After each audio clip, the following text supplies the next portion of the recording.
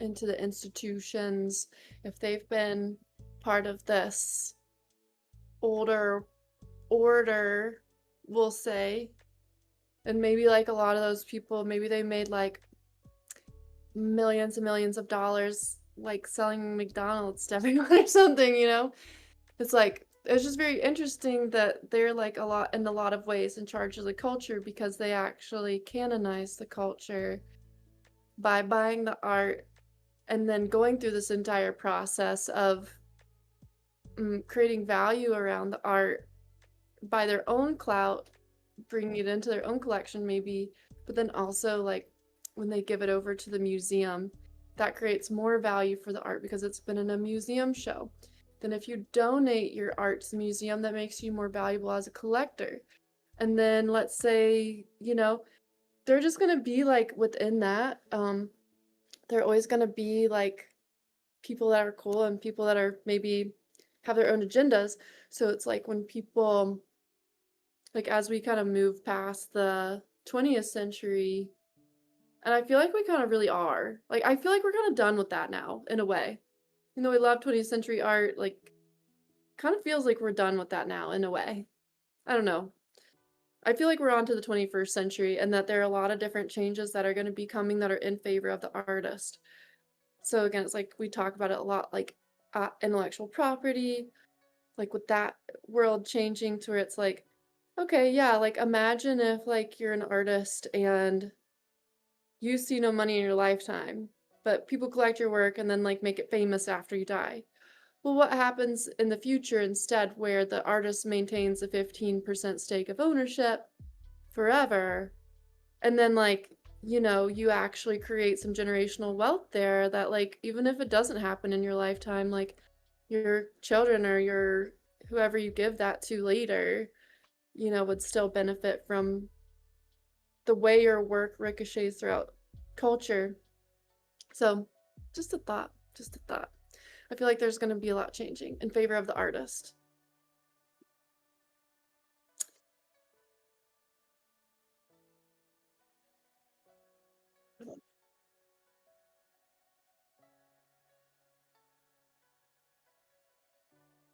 I know, it's been like way too many minutes actually. Oh my God. That was an accident that it was this long. You've been cooking. Yeah.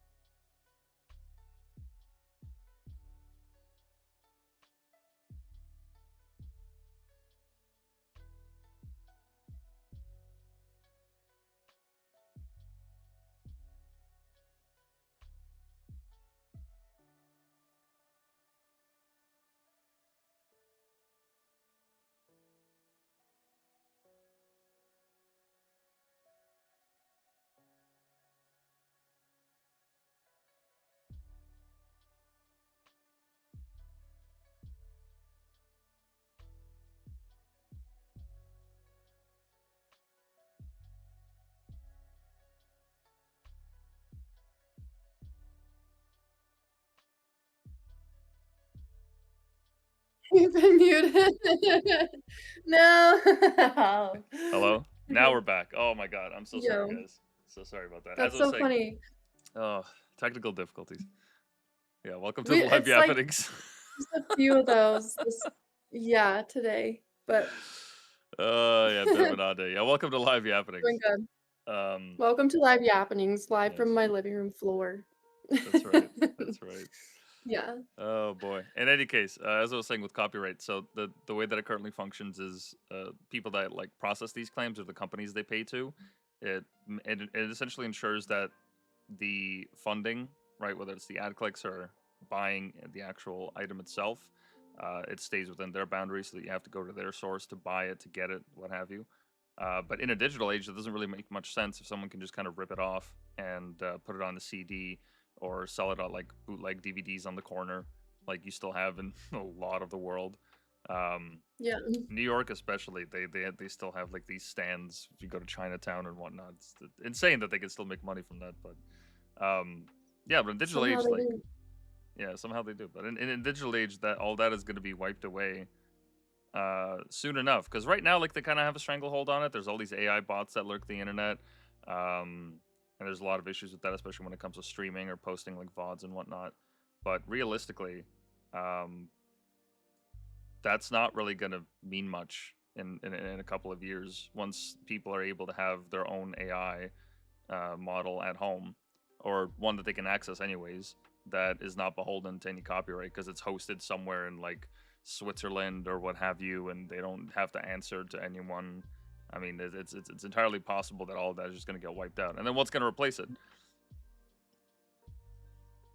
Well, at my world, you know, it's something like I really do love that concept that it keeps getting discussed also at Maya World, where it's just, yeah, it's sort of like not an NFT, but it is like you maintain ownership, like of to a percentage on that type of thing, you know?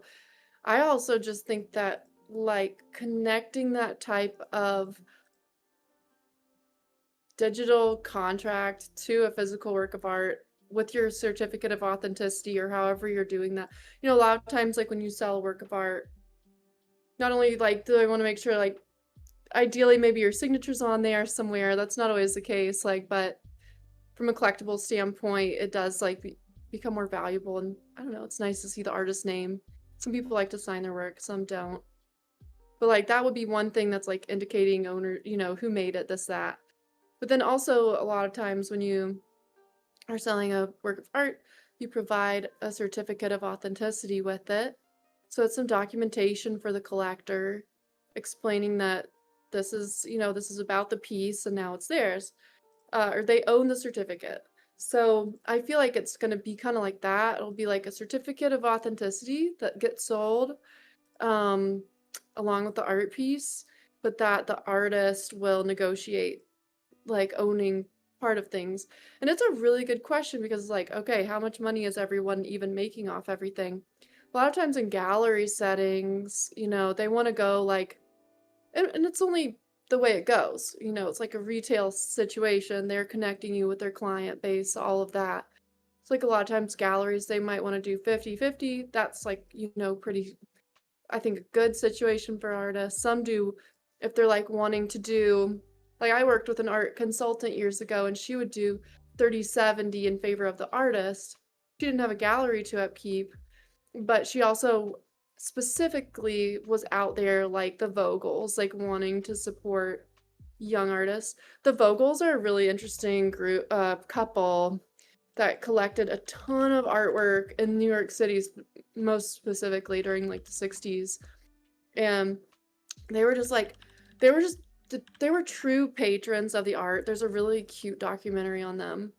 Um, that's more of like the type of lady that I was working with, except for she was pretty fancy herself, you know? And, but so some people want to skew in favor of the artist, regardless of how the money gets split on that first transaction. Um, you know, like the ownership goes with it. So like your piece is out in the wild. And if it sells again and again and increases in value, then the artist just is sort of that's done with that part. You know, it's like you don't usually see the benefit of that unless maybe you I don't know, like there are living artists that do well, right? It's like not all post-mortem like type of stuff, you know, but it's like for the artist,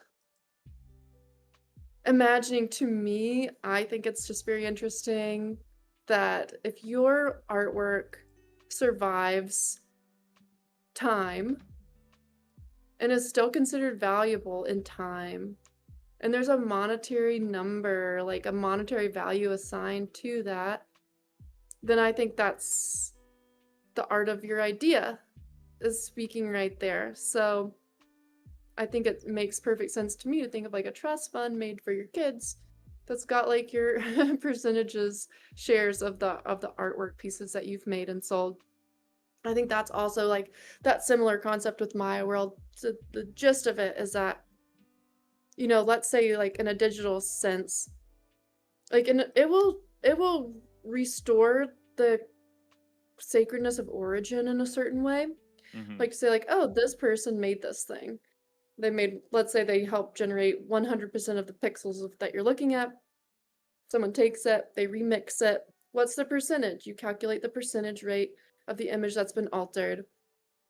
And you have this more of like a exquisite corpse type of vibe, which is interesting because I actually have on like kind of this is we don't sell this anymore, but this is like an exquisite corpse uh thing here where we like, we took artworks and we put them together because artists want to do that. They want to pass things along and add on and innovate on top of each other's stuff. So, anyways, that's a whole thing about IP that could be interesting. And I think game changing, not only for the artist financially, but also for the artist having a seat at that table, for the artist being a much more independent human being. That's. And then what happens? What happens when the artists are not owned by the collectors and the producers? It's gonna be cool. Yeah, that exquisite corpse, as you called it. I'm actually surprised that concept is not, at least to my understanding, it's not prevalent in like NFT markets right now. Because like if let's say like you sold, I don't know, whatever piece of art for 1 Ethereum, and then if it suddenly goes up by let's say 10, 20, however many percent, I don't think that there's a direct like payment that goes into the artist's bank as a result. But that certainly would be an interesting idea if someone created a market based on that, because now you're earning uh, based on the longevity of your art and the idea that it impresses upon people and just whatever like role it takes into the zeitgeist. Um, you Yeah. get a certain monetary value in it. Now I'm wondering if, let's say, it depreciated in value, what happens then? Does the cost then go back to the last owner when they sell it? Like, do they just bite the cost, or do you just like make a less of a payment, or sorry, less revenue on the sale, but there's still like that 10 however many like percent stake you have in that? Yeah, it's a really good question. Because in a way, it's like buying a stock, any investment. So it's like it might go down. Yeah, Well, yeah, it's like I let's say don't know. like you make a Yeah, amazing piece and it's yeah, incredible, and then it comes out like 10 years later that you commit a really really really heinous hate crime, and your all your art just tanks, right? yeah. Does that mean that like who then like loses money? I don't know if I'm overthinking it, but I'm just wondering like No, I it's not don't always think going to you are. appreciate over time, right? There's got to be dips. Yeah, they're gonna be dips. And I guess, like in a way, depends probably on, yeah, like what's going on, like that kind of situation. I mean, in our world, it can make things less or more valuable, which is one of the crazy things. But like, yeah, I guess it's like, I guess no matter what, basically it's like the artist could sell their shares too if they wanted to. I guess it's like that. Like you don't have to maintain ownership of it. Mm. Imagining like this type of IP situation as a service that you use, and then like you can sell your shares if you want to. So I guess if you're an insider trader, this might open up problems because if you're the artist and you're like, oh no, I'm going to jail, and then you're like you sell off all your shares real early. I don't What do you do? So maybe that's why it's not done already, but still though, there's got to be something in there where you could have it so it's like, because I know like in the art, like the artist could still like increase as the value increases, the artist would continue to benefit. And of course you could say like, oh well, they get shows, they get notoriety, they whatever. Not necessarily, I don't know. I don't think you can really guarantee it like that. And then once again, like, I don't know. I just feel like for the artist to have a way to make more money from their work, it's probably gonna increase the. If they're a really good, interesting artist, like, maybe it empowers them and emboldens them to not just go to what the thing is that's selling the most. like a Damien Hirst, he does do a variety of types of artwork, but like I think the pill paintings are like the bread and butter, because like a lot of those things are just like outlandish sculptures that are totally like museum pieces, and they are really interesting. They're valid too. Um, but yeah, it's like, if I don't know, and in fact, Damien Hirst is an interesting one, like when you're talking about stocks or whatnot, because he would fall into the category of what people call a blue chip artist, What do you like mean a by that? safe bet. Just like a blue chip stock, same. Like people talk about artists in that way too. It's like you're never gonna make a bad bet by buying a Damien Hirst because it's just a valuable thing, and then like it's only gonna become more so. But Gotcha. like, see, like this piece. Okay, so this is 3,800 pounds on. Is it a painting or a print? It's a painting, I think. Acrylic on paper. Okay, acrylic on So paper. it's an original work. Okay. And then like if you go, I'm just curious, like the dot pieces.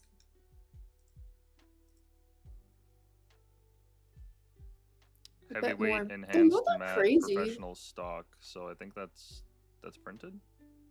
That's a print. Yeah, okay, that's more, it's a print that's like, yeah, an 8,000 pound print. So you're like, okay, he's making more money off of the dots, Yeah, the show. reproduction. Yeah, it's a print. Yeah, so it's like, I don't know, maybe I'm just talking out my ear because really you're gonna make the thing that makes you more, in my opinion, in some way. And honestly, if I'm being very real, it makes complete sense that the dot paintings command more money because they're honestly better. Like they're just better. They just look better, they're cooler. I'm on the They're flip side of somehow that. more I like relatable. I like these circles. Yeah, circles are cool too. Um, but yeah, I could see how the dot one, and it's all the hype around it too. It's just everything that goes, it just, you know, Yeah. it just happens. And Is in that, terms is of that, cost, sorry, go ahead. mhm. Is that also a print? This would be paint on handmade paper. Okay. I'm looking at it. It's like, hmm. I'm like, what does it take to get a Hearst? Money. Actually, we have a little collection like that coming out, but I won't spoil this. Gosh, are we gonna be able to do some of these things? We have to bleep out our jokes. They're so good, but we don't want to get sued. What do you mean? Sued by who? For what? For jokes? Yeah, Pretty sure the First Amendment is still a thing. I know, but not if you use somebody's namesake in a way. I don't know. I wouldn't worry too much about it. I Um, know. but yeah, I guess yeah. So in terms of the point that I brought up earlier for the cost, it would probably have to go back to like the seller, like if you just happen to have the painting, because at the end of the day, you're the person that's taking on the risk of buying this asset, and you're well aware that the asset is not it's not a guarantee like any asset. It really depends on a series of factors. So yeah, that kind of ownership structure Mhm. would be interesting. I would imagine that would look like some kind of like a company that does an authentication service essentially. Because what you could do is, as your work appreciates over time, when you initially signed it, like as the artist, like part of the verification process, what you could have done is give like some kind of wallet address, and so long as you're in touch with the company, you can always have that like address changed or ask for it in like a different currency or what have you. So that way like they don't have to get a hold of you and like somehow figure out like bank transfers and all that. Like no, you just send it to a crypto wallet, no problem. um, and then what you do with that Right. is entirely up to you. That Sounds yeah funny. that would certainly be interesting. Because that's less talking about copyright. That's more so of like artists having ownership of their works after them being sold. Yeah, and specifically, yeah, if you're looking at it as again, like a thing that may increase in value over time. I think it's just interesting for also those purposes. And yeah. And even just knowing the ownership of something be helpful, because there's a lot out there in the wild. It's not always traceable. And yeah. But it's funny because like, you know, on the subject of copyright, it's like we're an art project that makes money. That's how we like to see this whole business. We're like artist as business. We're artist as designer. We're artist as manufacturer. We're all these things. We view it as art. However, the art world does not view it as art. Like, there are things you can get away with in pure art that we can't touch it. And I don't know if it's yeah, I can't, it's sort of like we would have to go to court and argue that, that these clothes are art and expand the definition of art, which is already completely expansive. But you'd have to go into court and be like, this is art too. And then you could have like a lot more free reign over what you do. Because right now it's like an artist is going to say, oh, you can't really just have the freedom to remix and like build on top of things in our context, which is why we work with things in public domain or like with contemporary artists that we know and have, are in agreement with. Hmm. So it's like you can't, there are some limitations. Like when I was just making sculpture, it's like I was making sculpture about like craft singles, showing it all over the place, and no, and everyone just liked it. Like it even showed one time like in Chicago at one of the major ad firms there, you know?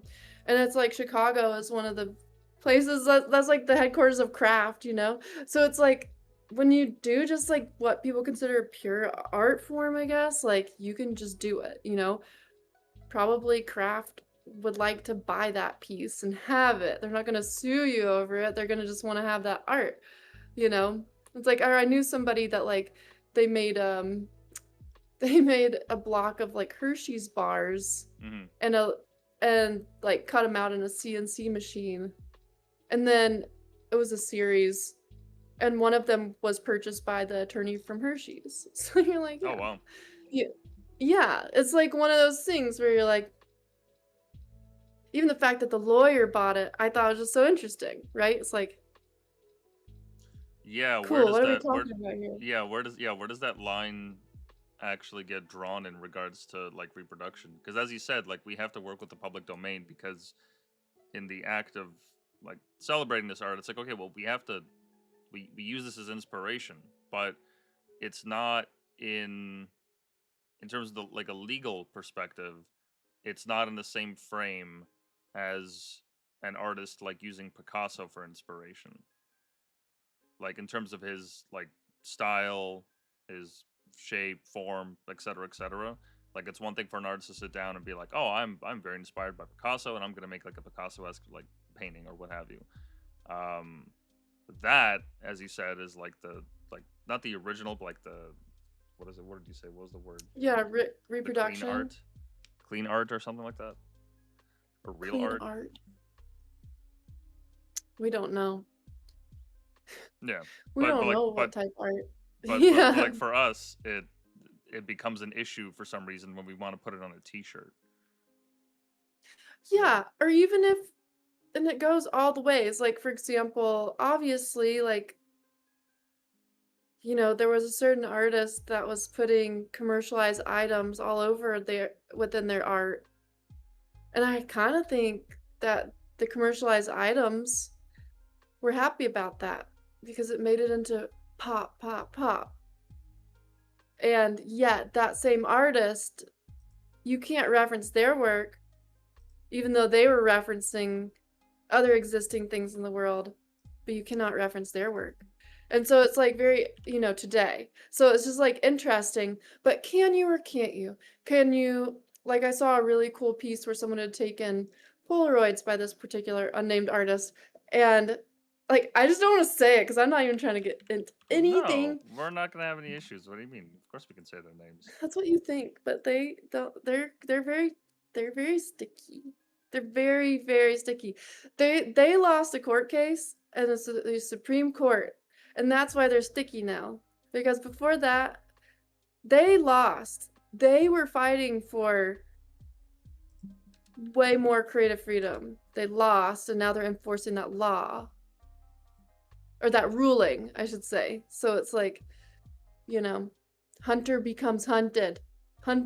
Hunted becomes hunter. Something like that. This is the vibe this lately, apparently. But like, yeah, like how come how How come Andy come? Warhol can You get know? away with it and we can't? Yeah. Or like if you're just an artist and you're not doing a t-shirt, because that's so different than a piece of canvas, you know, like since it's so different, like, but if you're an artist, like I saw a really, really cool piece where an artist had taken some Polaroids, Hmm. blown them up really big, printed it out on this fabric, made this whole collage. It's honestly a gorgeous piece of art. Is allowed to exist because nobody's seen it or what? You know, I don't really know. But it's actually a really cool piece of art. And actually, it would be a shame for it not to exist because when I saw it, it was striking. I was like, oh. And I didn't even actually reference the original at all. I just saw it as something completely different. Well, by default, it becomes something completely different. If it's not a complete, like, one-to-one reproduction of the original thing, any little detail that is changed, it automatically makes it a second different thing. Right? That's what I thought. But no, it's called a derivative work if you're not careful. Okay. Yeah. It's very, I very didn't strange. know either. I didn't know either until kind of recently, and I was like, oh, well, good to know. I learned a word. Because to me, I just did not think of that as being a thing. Yeah, And it's I very guess it's one strange. of those, yeah, it's very strange and it's very wishy-washy.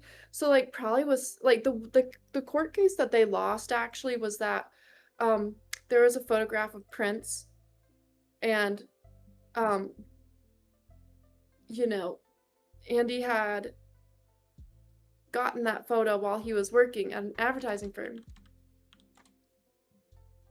And then he used it in a piece. The You mean this original one? photographer came back and I think it must be, yeah, it was like the purple one, I think is what I thought of it as.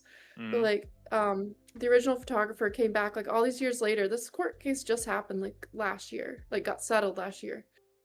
And she won, because she never gave him permission to use her work. So I think she got paid a bunch of money probably. Really?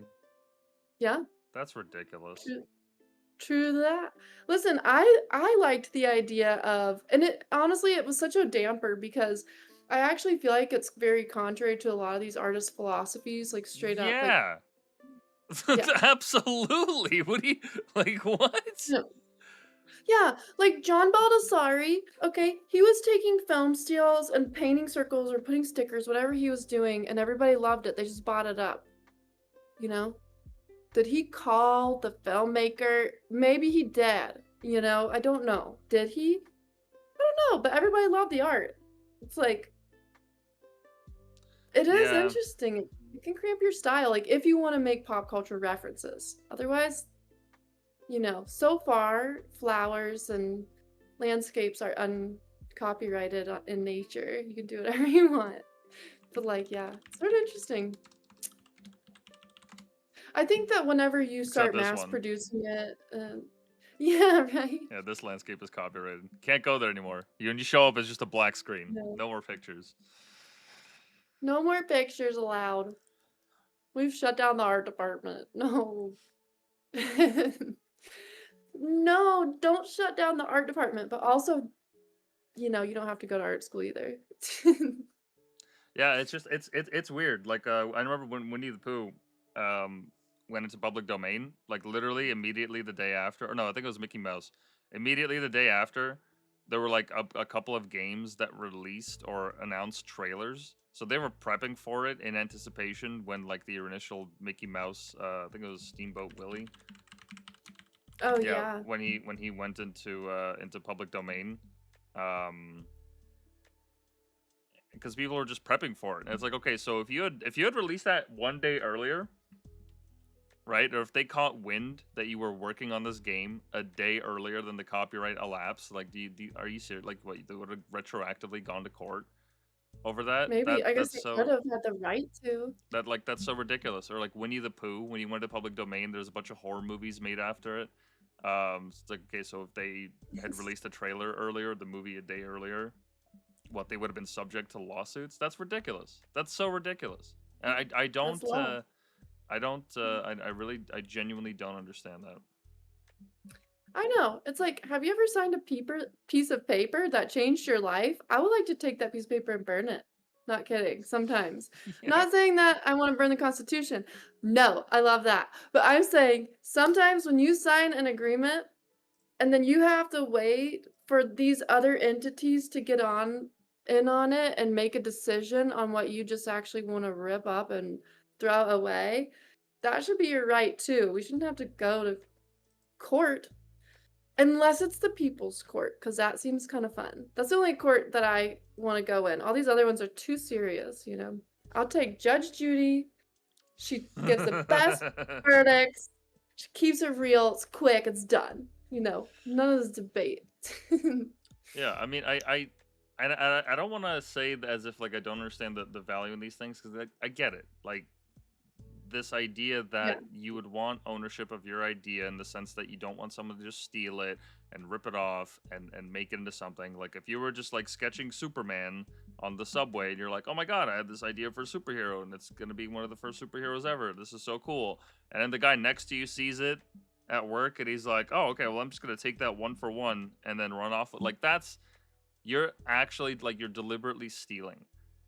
yeah, So there's a difference between that and someone taking that character and making like just something different, a reimagined story or what have you.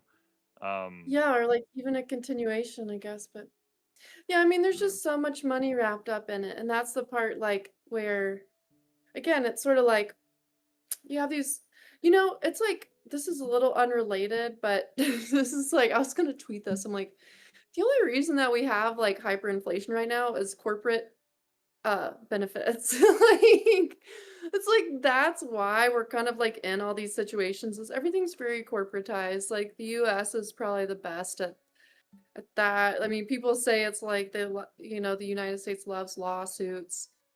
It's all we do here. Hmm. Blah blah. There's like this litigation culture. So, I don't know, but Yeah, it's that stuff that kind of messes it all up. and at the end of the day, if someone takes that idea and they make something better with it, like, is that really? Isn't that more just like speaking that you're just, the idea that you had, it wasn't running, it wasn't working.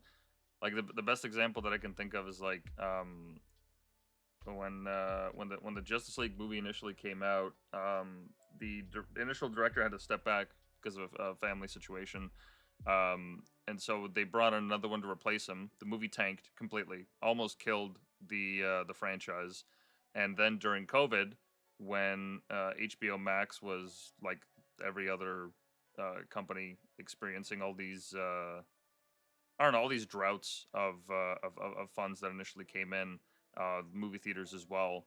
They were like, "Oh, screw it. We'll give the director, the original director of the movie, we'll have him make his original cut as he pleases," and that ended up like just, I mean, skyrocketing. People were going crazy over it. I've seen that like movie, I think, like three different times, and it's cut into three different parts, or I think four different parts that are like an hour and a half each. It's incredible. It's a like his vision come to life, and not dealing with any like studio exec like constraints or anything.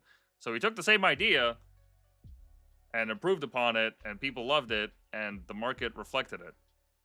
Now, I guess it's a little Yeah. bit different because like the director, he didn't come up with like all the heroes and all that kind of stuff, but still, like, he took the initial idea of the script and then changed it into something that's actually consumable by a mass audience, and it ended up like Yeah. being amazing. Like, isn't that what's Yeah. important? Like, that the people just enjoy it. Well, I definitely think that's important. Um, whoever's running the entertainment industry nowadays feels like they do not want you to enjoy it. And they want you to be on SSRIs by the time you're done with that 30-minute show. You know, it's like that's what I feel like we're just dealing with. It's just that. Like it's a lot of that, you know? There's a lot of like and why, you know, it's like once again, if we're bringing it back like technology into the discussion, this is conversations happening a lot right now. Again, at least amongst certain of us. I was like, well, what are your data points? Like, what is this even built on? You know, what's your business model even? Are you there to provide a great service? I don't think many places, even the biggest players in the game, are not there to provide a great service. They're providing a service, they're getting you addicted to it, and then they're squashing out their competition because that's what they've got to bring to the table. Okay, you know?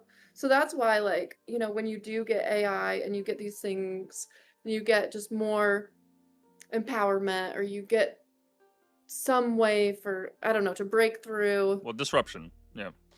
disruption. Yeah, you disrupt it. It's like, then what kind of media do we get?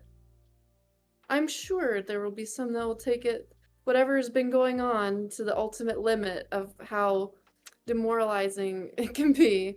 Not all of it is, but like so much of it is. Like Well, there's it'll not really like a lot of great stuff out there to watch, at least, you know, yeah, but in my opinion. it's gonna come along. I think we're just because we're in that infancy of like there's this idea in social movements. I forget the actual the name of it, but it's this dynamic that happens when um the rate of change is not uh it's not in sync with the amount of demands that people are making, so they think that things are actually worse than they are.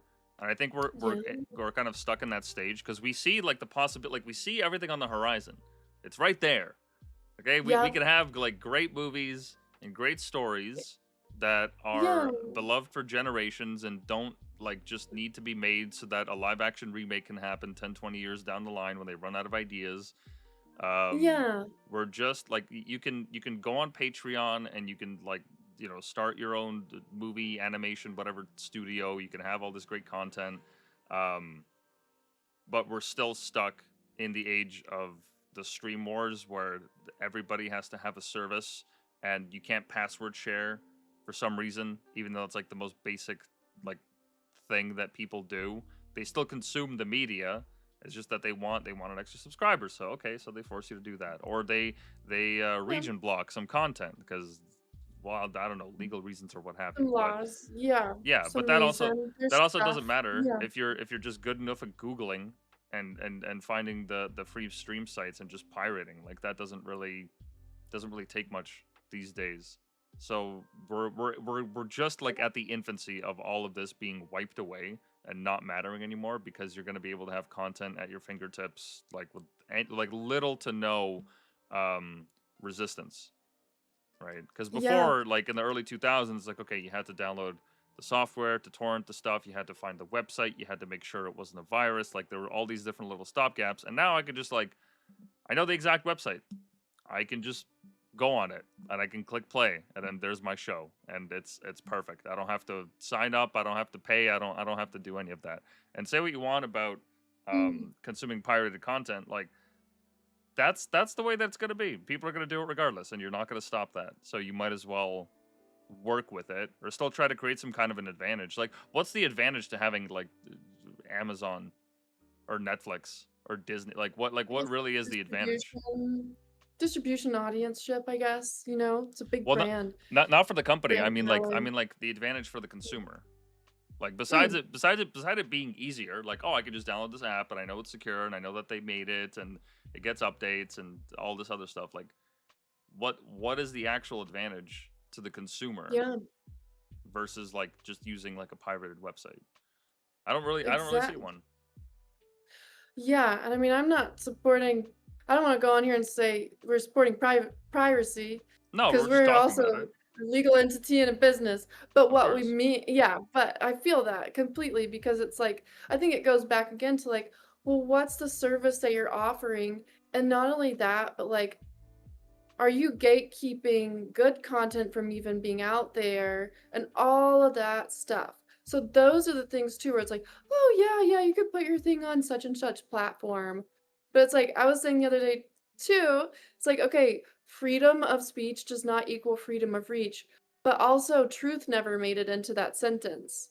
You know, you can say the truth and nobody can hear it.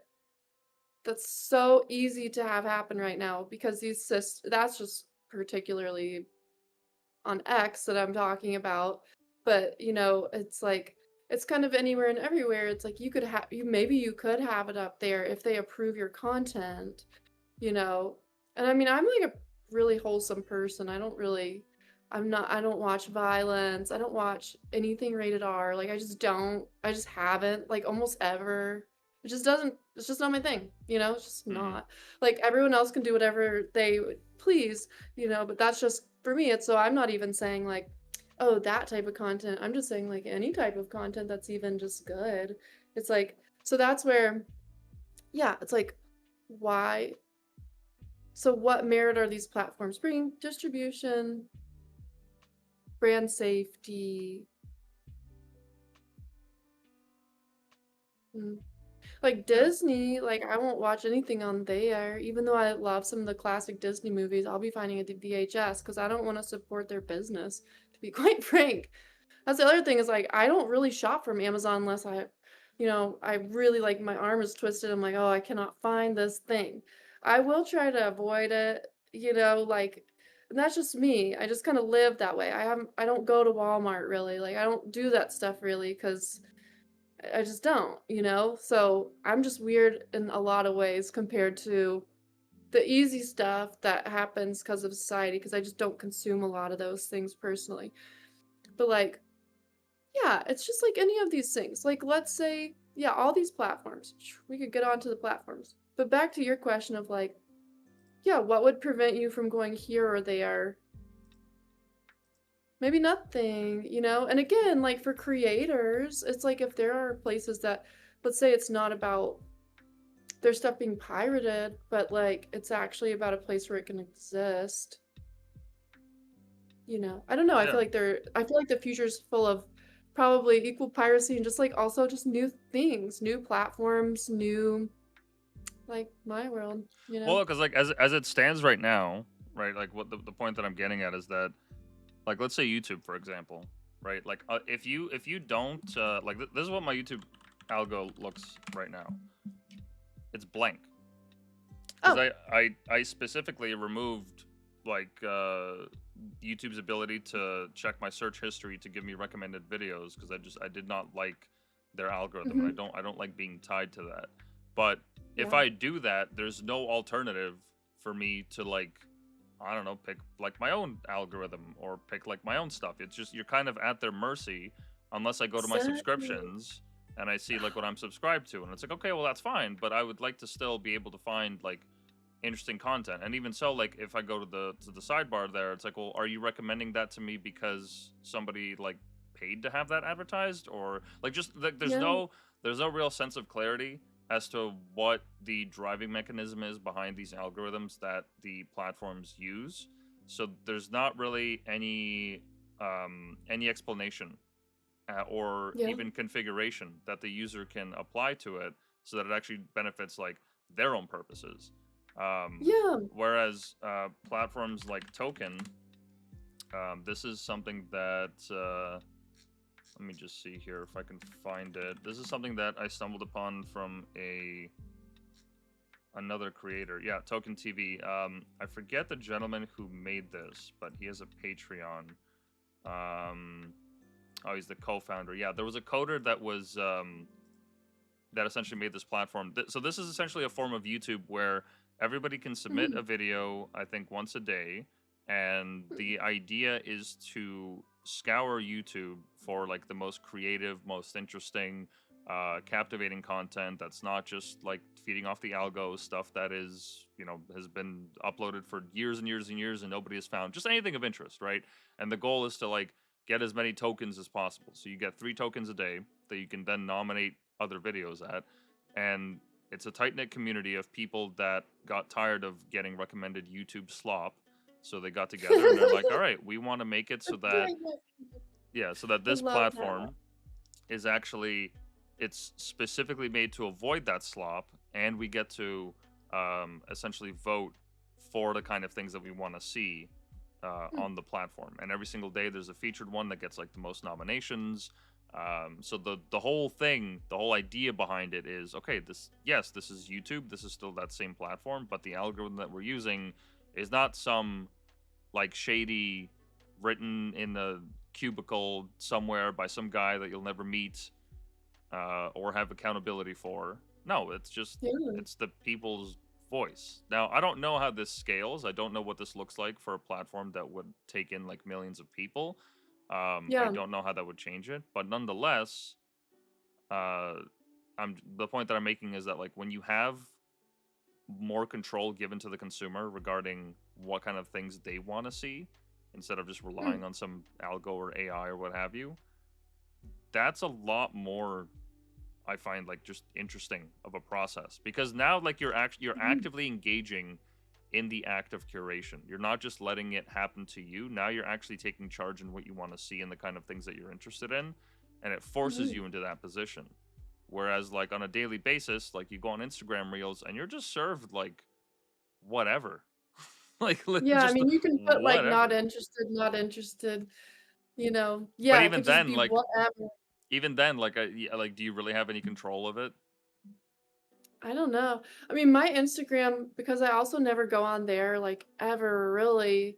I but I used to, it's like when I would be on there a lot, well, I never really watched reels that much on there, like, but, just my, like, explore page alone, It would be it would be relevant, like, okay, like, now I'm looking at shoes from Barcelona, da, da, da. So I get a lot of cute shoes from Europe on my, and I'm like, this is actually what like, I do think Mhm. okay, let me say this. For because there are multiple ways to go about this. For shoppability, I think Instagram does the best at understanding what you're into. If you haven't been on there for a while, it's just funny. When I'm not on there for a while, like I go on and it's like every silly, like, I'm not even gonna say, just like every Just silly, like memes, yep. workout video, Yep. that you can think of. And it's all like these animations of workout videos and like just ridiculous renderings where I'm like, this is like the male gaze speaking to me directly right now, even though like I also do want to do those workouts later. But it's like, it's just funny. It's honestly funny. So when you're in there and you're engaging with it, it tends to like respond in a way that you're like, oh, okay. But that's for me more for shopping type stuff on Instagram. On YouTube, I have no idea. Uh, Wait, I want to speak to what you were saying before I even say my joke about YouTube though, which is I love that idea. Like you were talking about how does something like that scale? And it's like it's cool. Like it could scale in like little smaller cultural pods. It's like again, how you find each other is like a whole question, but once again, this goes back to I just keep I know we're on the Outsider Supply podcast, but I also just have to keep mentioning Maya World because all these things run through it, and the relationship between Outsider Supply and Maya World will become more clear and like develop over time too, um, in the public eye, and also like internally because it's a lot of interesting potential right now. Mhm. But with Maya World, like there is this concept too of like reconnecting with locality. Like so they there's a physical world aspect to that. Like for example, Juliet was like, the hay at Tractor Supply is costing like $120. My neighbor down the street sold it to me for like $70. My World fixes this problem. So again, if you look at the economics, the amount of corporate overhead that's being put into Tractor Supply to make that price so much higher, there's a lot of overhead that goes into having that type of business. And I respect that completely because there's just a lot of overhead. There's a lot of overhead. You have people, you have locations, you've got utilities, you're bringing the service. There's a tremendous amount of value to that. But again, number one, are the services great? And number two, do they really help us economically, or do they make us ubiquitous, like brainwashed, like this is the only way, we can't depend on ourselves, like that whole thing. Hmm. So it's like there's that balance of trending back toward your community, knowing your community. Um, and so I feel like also like with the video content, it's like there's kind of a hyper local thing there that could come out of it where it's like, oh, this pod of people who are somehow it's like a group chat. You know, it's like, okay, why are you in that group chat? There's something that's like you are all connected over. So it's like you're in some kind of a bubble, and that bubble helps to curate, and then the bubbles curate the overall, like, oh, this is what's good here, what there. But again, how you do that, and it just the voting system, like how it keeps from getting infiltrated and overrun by ops, I don't know either, because that just feels like also what happens sometimes. Like, you know, the ops decide, like, what is it gonna be? Like, okay, why is it that, like, yeah, all right. Basically, like, I curate my algorithm a lot on X, but strangely enough, it doesn't show me a lot of things that I explicitly go seek out and see every single day. Like, I will go search a certain account so I can actually see, like, let's just say it's like a news update or something. It never appears on my timeline though. It's weird. Yeah, the point So is you're like, just yeah, once again, like we don't really have all yeah. that all that much control, and it's just left to these people that we'll never meet, and we're just kind of taking their word for it that yeah, this is the correct way of going about it. But it's like, okay, well, it says who? Like, you guys aren't open sourcing it, so we don't know how the recommendations work or how any of these topics actually make it into the timeline. I mean, when I first started working for Yeah. Outsider Supply, I had to prune the X account. I had to like put in a bunch of Yeah. words to block. Like, absolutely, it was ridiculous. It took me so long to clean it up, and I was like, there really should be a simpler way. There's no way that like, this is what it is in 2024. Like, this is Yeah. just the Well, default. This is it's what people so go on. real. I can't imagine that, like, signing up for a fresh account and just going with it, just vibing. Like, no, all right, that would be so awful. Yeah. Yeah, yeah, I know. It's like where how would you even find what you're looking for? I know. I feel like and you might not even know what you're looking for. It might find you, but like amidst the changes, can it really? Like, I mean, yeah, it's such a good point. It's like, yeah, what are these talks of open source? And then not only is it like, well, is it open source? Okay, yes or no. And if it is open source, can anyone but a developer understand it? Like, Yeah, that too. can we, it's like, then can you even trust the AI to be like, oh, look at this code? And can it actually decipher for you and like put it into layman's terms, like what's really happening? And then not only that, but regardless of any of it, did they take any feedback? Yeah, it's like, okay, great, it's open source, but like, is there stuff that we can vote on? Is there something that we can change? Um, Yeah. and that once again brings it back to my world where I and kind of like the same thing that token does is it allows for a space to be opened up where smaller communities like that can just carve out their own spaces on the internet and decide to curate it for themselves. Like, imagine if there was a quote unquote Twitter, but it was entirely aimed at people taking tweets and then curating them. So meaning that like you'll take a link for a tweet and you'll post it on this platform and people can vote on it like they do in like the token thing, like if it's a good thread, if it's an interesting take, like what have you. So it's once again like That's nice. still it's taking like the social engagement and whatnot off of Twitter, like using that, but it still gives a vote to people if like they want to see it, if this is something that's actually useful for them. Yeah. And then your feed is just populated with like, same type of content, other people's tweets, but now there's an extra layer of curation to it. Yeah.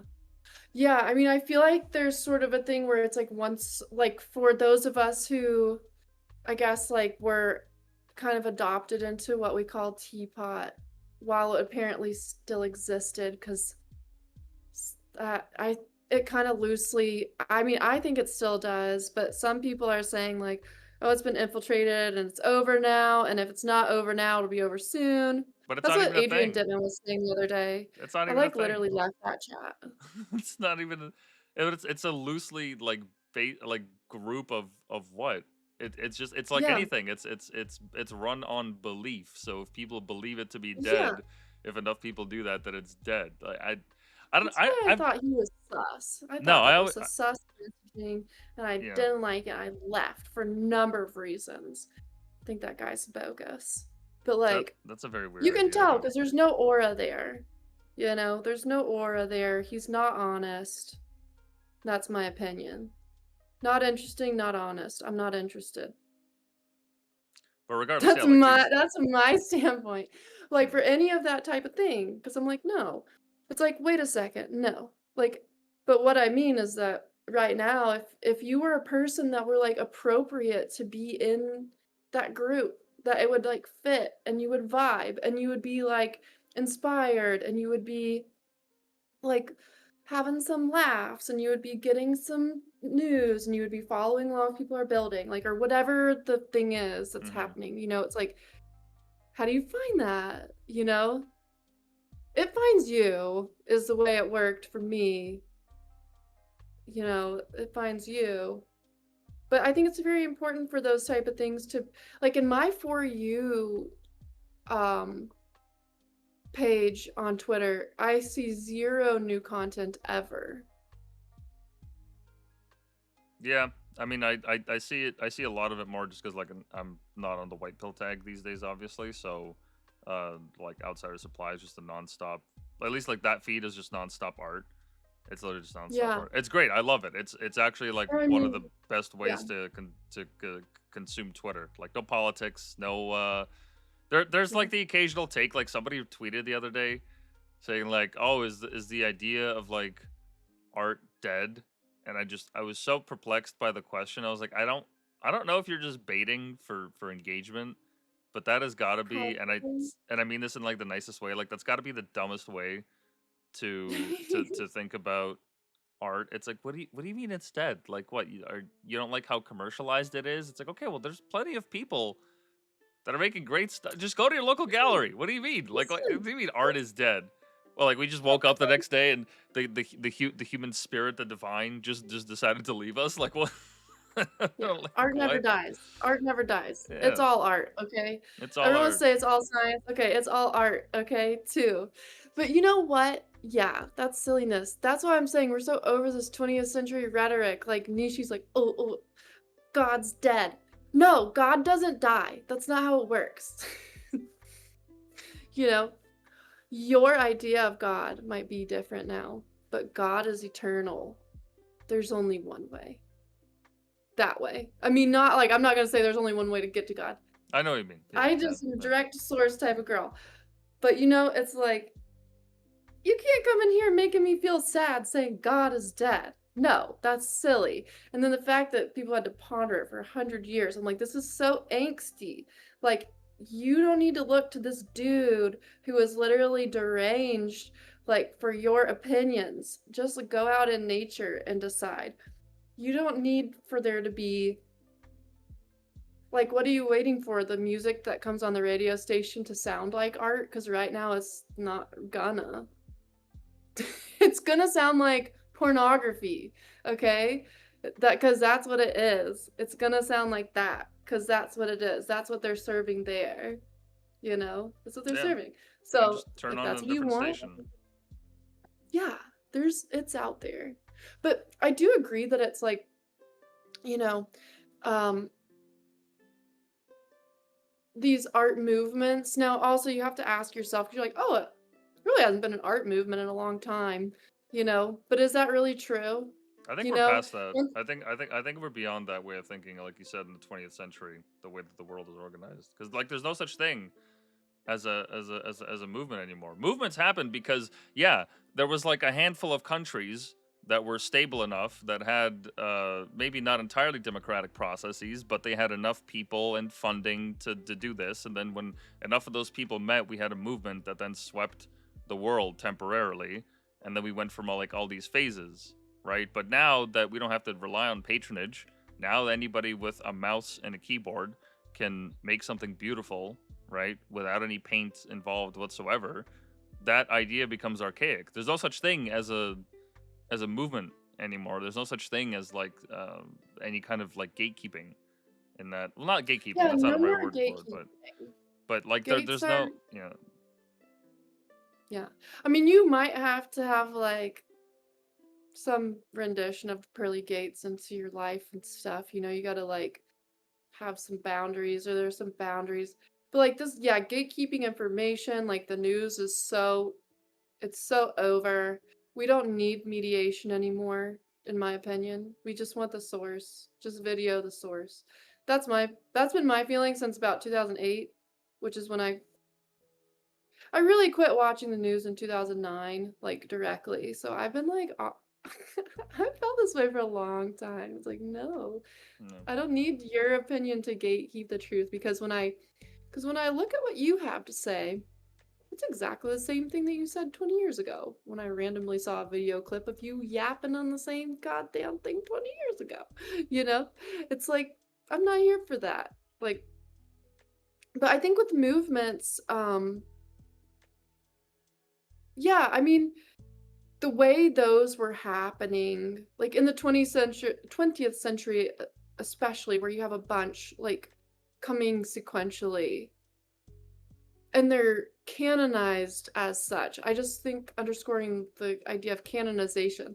But like a lot of those art, but also those artists, like they were making statements, usually political ones. Like a lot of those were in response to war, imperialism, something like that. Mm. And so they were actually getting together, writing a manifesto, and they were making art about this thing for a reason. And it was a movement, you know? I mean, I think also like for example, Renaissance art, like people call that a movement, but I don't really think at the time they were like worried about naming themselves. Um, and if you were like, oh, you know, that went on for like so many years, like the Renaissance went on, Italian Renaissance going on for so many years, you know, and it's just called the Renaissance. And then, you know, you get to the 20th century and you do have like Cubism, Impressionism, you have Futurism, you have Dadaism, you have all Surrealism. these Yeah. isms that come out of it. And I'm sure, I just think it's a sign of the times. But yeah, like right now, it feels like maybe we're a little bit past like the tribalism. I could be wrong. I think there's two realities: one where people become more tribal, and one where people just act normal. Like, you know, don't know, act as one group in some ways. Yeah, I mean, Um, at the end of the day, it's an idea that's no longer useful in the thinking of like art as a concept. Now, like I said before, like we're in that infancy stage where we can see like the idealized world where copyright is no longer an issue and artists are free to create, and fine, YouTube is restrictive what kind of content they let on. Well, then you can go ahead and start your own platform that is not nearly as restrictive. Um, yeah. we're just like almost about to hit our stride in that regard. Like we're already there. Like like yeah, you can. You don't like YouTube? Go on Rumble. You don't like Twitch? Yeah. You can go on Kick. There's Yeah. like tons and tons and tons of these platforms. You can't go on Facebook? Or go on Twitter. But the alternatives are still, I think, like to a large extent, there's more gatekeeping and tomfoolery that goes on than people would like it. So once more of these third spaces like My World and Token TV start popping up, um, now you're gonna have a much more bespoke and personal approach to not only the content that you consume, but also where you can upload it. Because right now there's a handful of platforms, but eventually there's gonna be like a ton way more of these. Right now it's just because like market share and advertising and all these different financial incentives are aligned in such a way that it makes it so that YouTube can keep being YouTube. But like in reality, like everyone's sick and tired of it. Everyone's tired of the slop. Everyone's tired of the algos. Everyone's tired of the censorship, especially when it comes to like world crises or anything, right?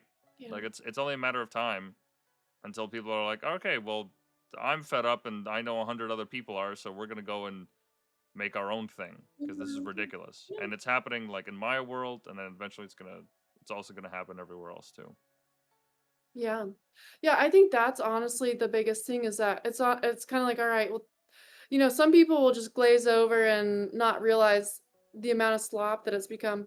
But it's like, even if you just Google image search right now, it is like you can't get a regular photo to pop up. It's all like weird. Well, okay, that one did. But it's like if like certain things, it's just gonna be like all AI. Well, you just don't know. Um, Yeah, I don't know if this is or AI you or don't not. know. Yeah. Yo, like straight up, I got a recipe offline the other night. I got pwned by AI because honestly, I was like, oh, that's the best looking picture, like for these recipes. I was like, that looks really good. Okay. So I choose that recipe. Then when I made it, I was like, this is an AI generated recipe with an AI generated photo. Because the recipe was like, yeah, it was like all right, but it like wasn't really even accurate to like what the thing's supposed to be. Hmm. You know? I was like, this is in the way the instructions were written, but I just kind of did it anyways because I knew once I saw the instructions, I was like, this is an AI recipe probably. And then I just like actually tried it to see, and I was like, yeah, like this is not the world's best whatever, whatever. It looks pretty, but there's just so many questions. There's so many questions out there. I've It's gotten good like, how do you recipes off even AI navigate before. that? Say what? Yeah, I've gotten some good I have recipes. too. But you have? What have you made? What have you made? Banana bread, particularly, but like that's a simple one. It's not like anything complicated. But yeah, like I'll ask like Perplexity every now and then for like a banana bread recipe, or for something It's general, or if I classic. need like substitutions and I just don't have ingredients, I always ask AI first. Yeah, it should be getting good. Should be getting good. Sometimes a little crazy. Do you use ChatGPT? Really? I use more Perplexity than Yeah. ChatGPT, but on a separate point, I don't think I really mind that like there's gonna be more like AI content. Like so long as it's good and I can't tell, then what difference does it really make? Well, right, but it's like, what if it's not as good and you can't really tell? You're Well, if it's like, not as good, I'll just watch you something could else. undermine the entirety of Italian cuisine with bad tomato sauce recipes that just are not banging. People could give up. I think at this point in history we know too much. Yeah, but you But can our if you're our also a predecessors, terrible cook, you could also like kill the credibility of Italian food by just right? So oversalting there's that. the sauce.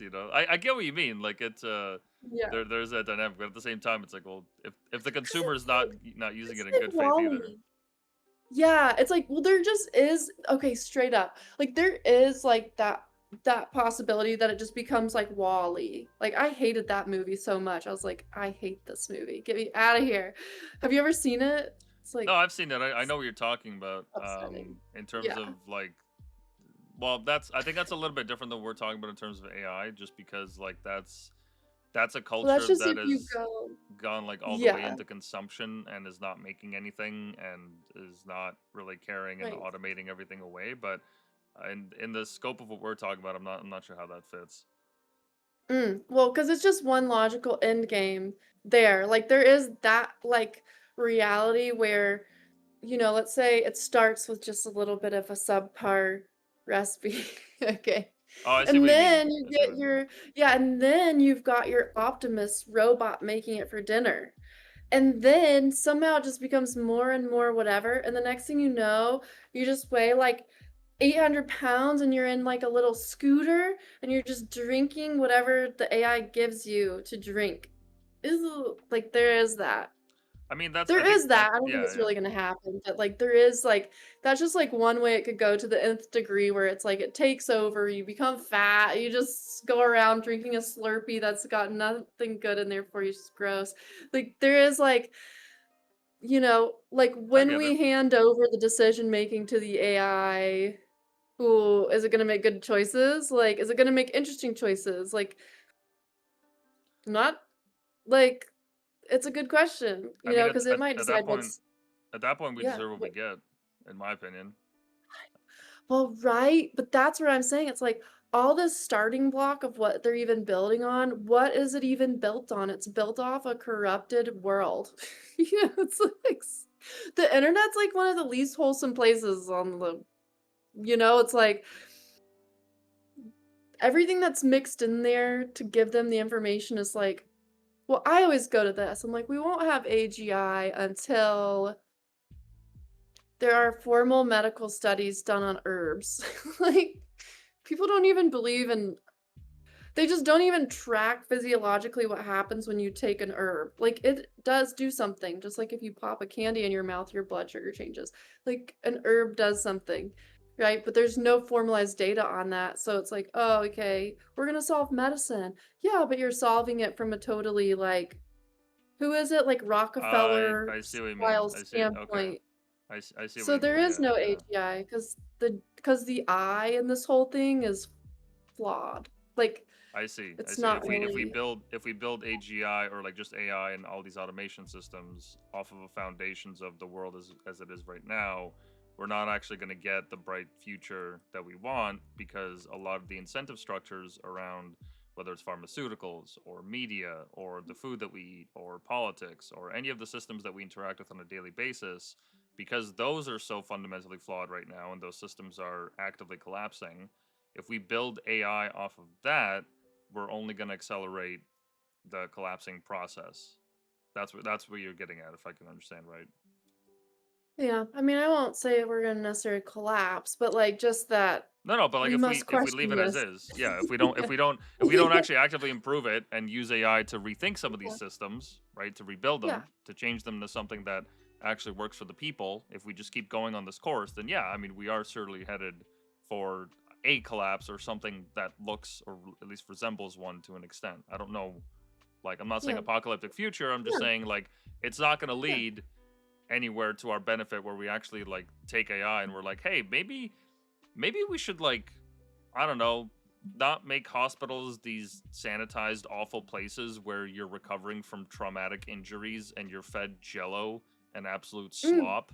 Maybe we should like Yeah. plant some trees around the hospital or Yeah. specific plants. Like I did some reading where like terpenes do and not just the ones on THC, but like just general terpenes that give the flowers and trees and everything like that smell. It does actually have Yeah, a physiological effect on the human of body. course. Now, Yeah.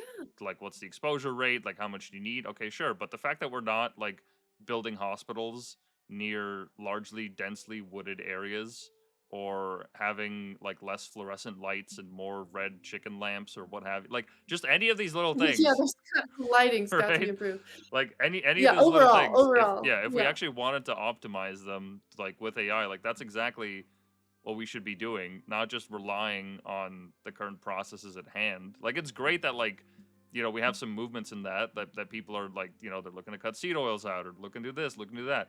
Okay, those are personal choices, and those that can afford it can certainly do it. But how's about all of the infrastructure that we rely on? Like, can we not can we not in any way use AI? Like, are we just not capable of doing that? Of using all these automation, all this great tech to actually improve these systems? Or are we just gonna let them stick? And until we cross that barrier, it's as you said. Like, I'm in agreement with you there that it's we're not actually gonna get to that horizon that we want, right? Of a better and brighter world. We're just gonna slap on this hyper intense tech on the Yep. existing systems, and then like we're just right. It's only just going to accelerate in its deterioration. Like America Yeah. is easily the sickest country in all of the world and has the highest spending per person on healthcare, which is so Yeah. nuts. Yeah. It is nuts.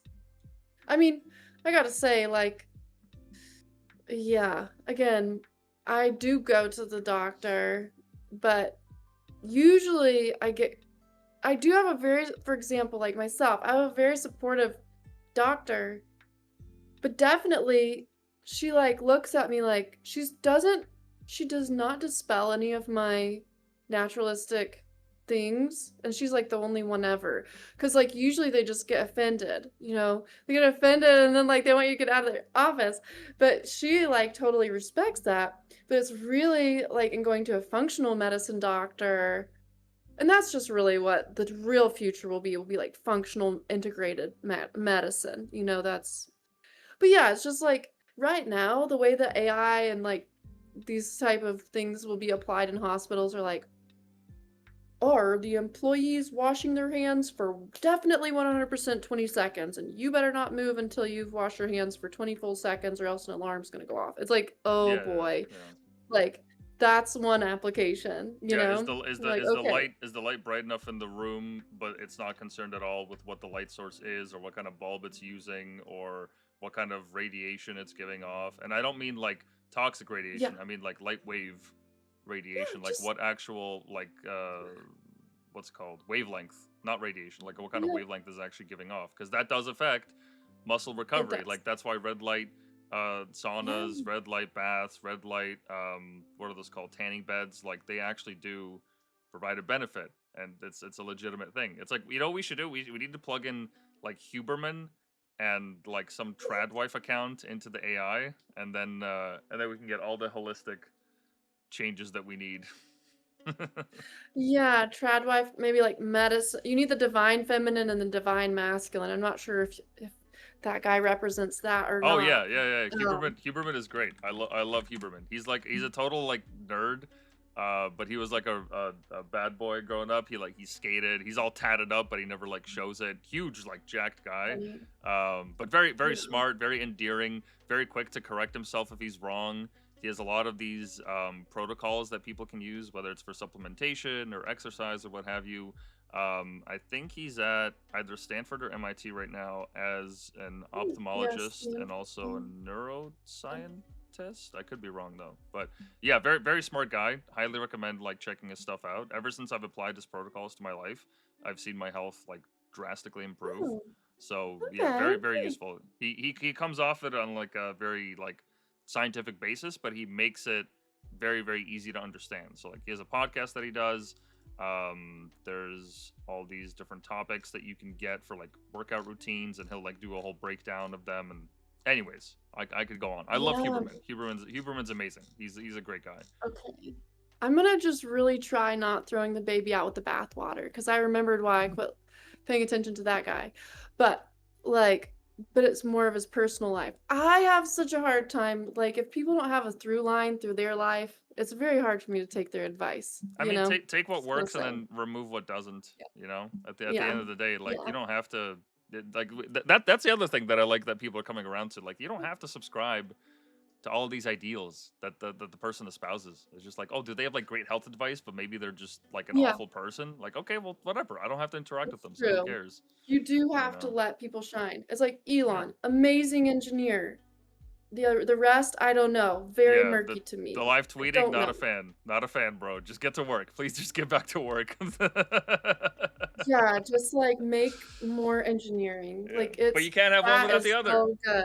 You can't have one without the other. He's the whole package. You know? Yeah. Yeah. I wanna love him completely, you know?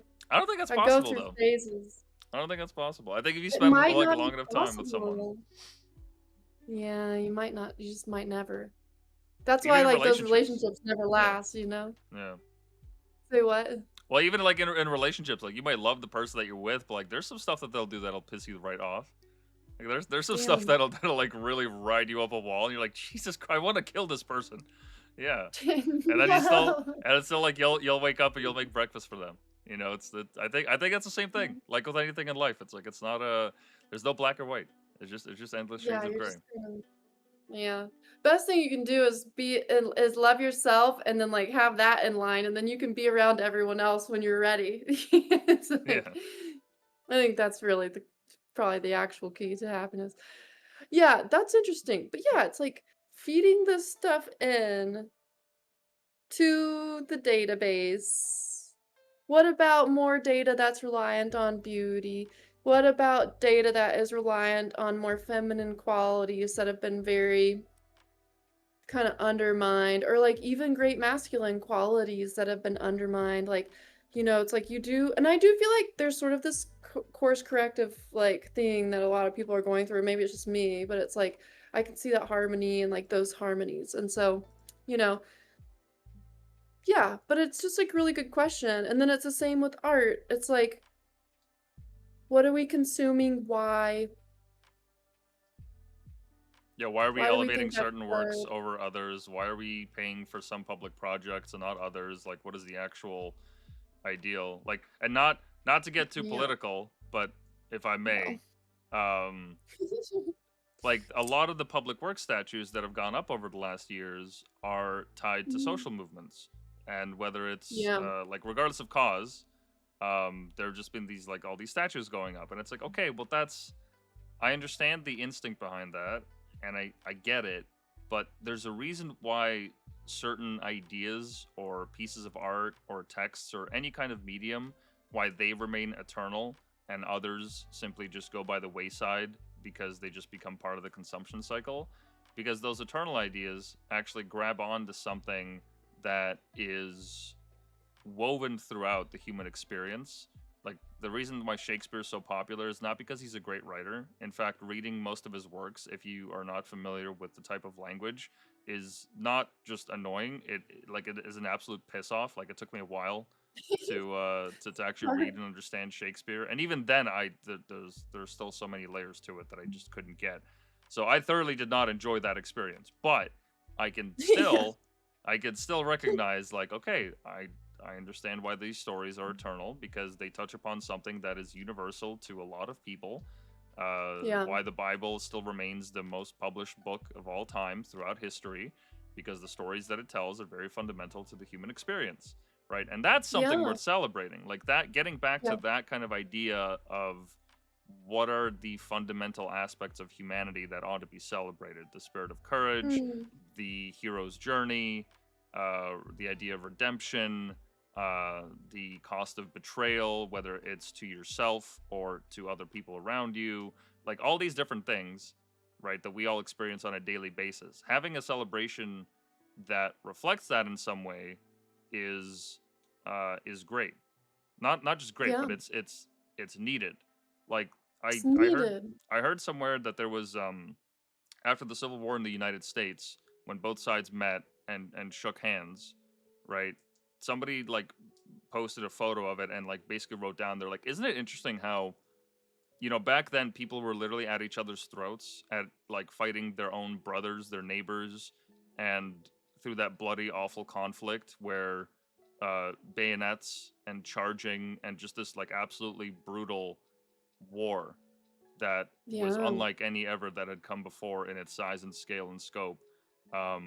That people could do that, but yet they could meet with the enemy and shake hands and go through the process and not like go after them or persecute them afterwards. Like that they were, in a way, gentlemanly about it, and like in the traditional sense of that word.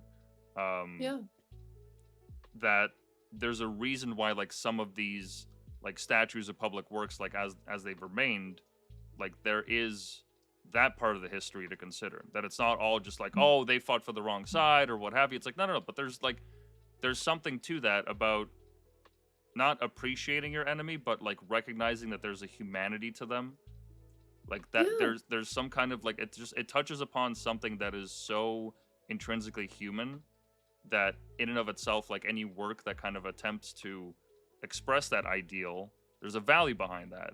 Whereas like these social yeah, movements, it's like, well, it's like summer comes, the season starts, people start, rioting for whichever reason or like protesting for no. whichever reason. Whatever reason they're paid to riot for. Well, yeah, even all that aside, Straight up.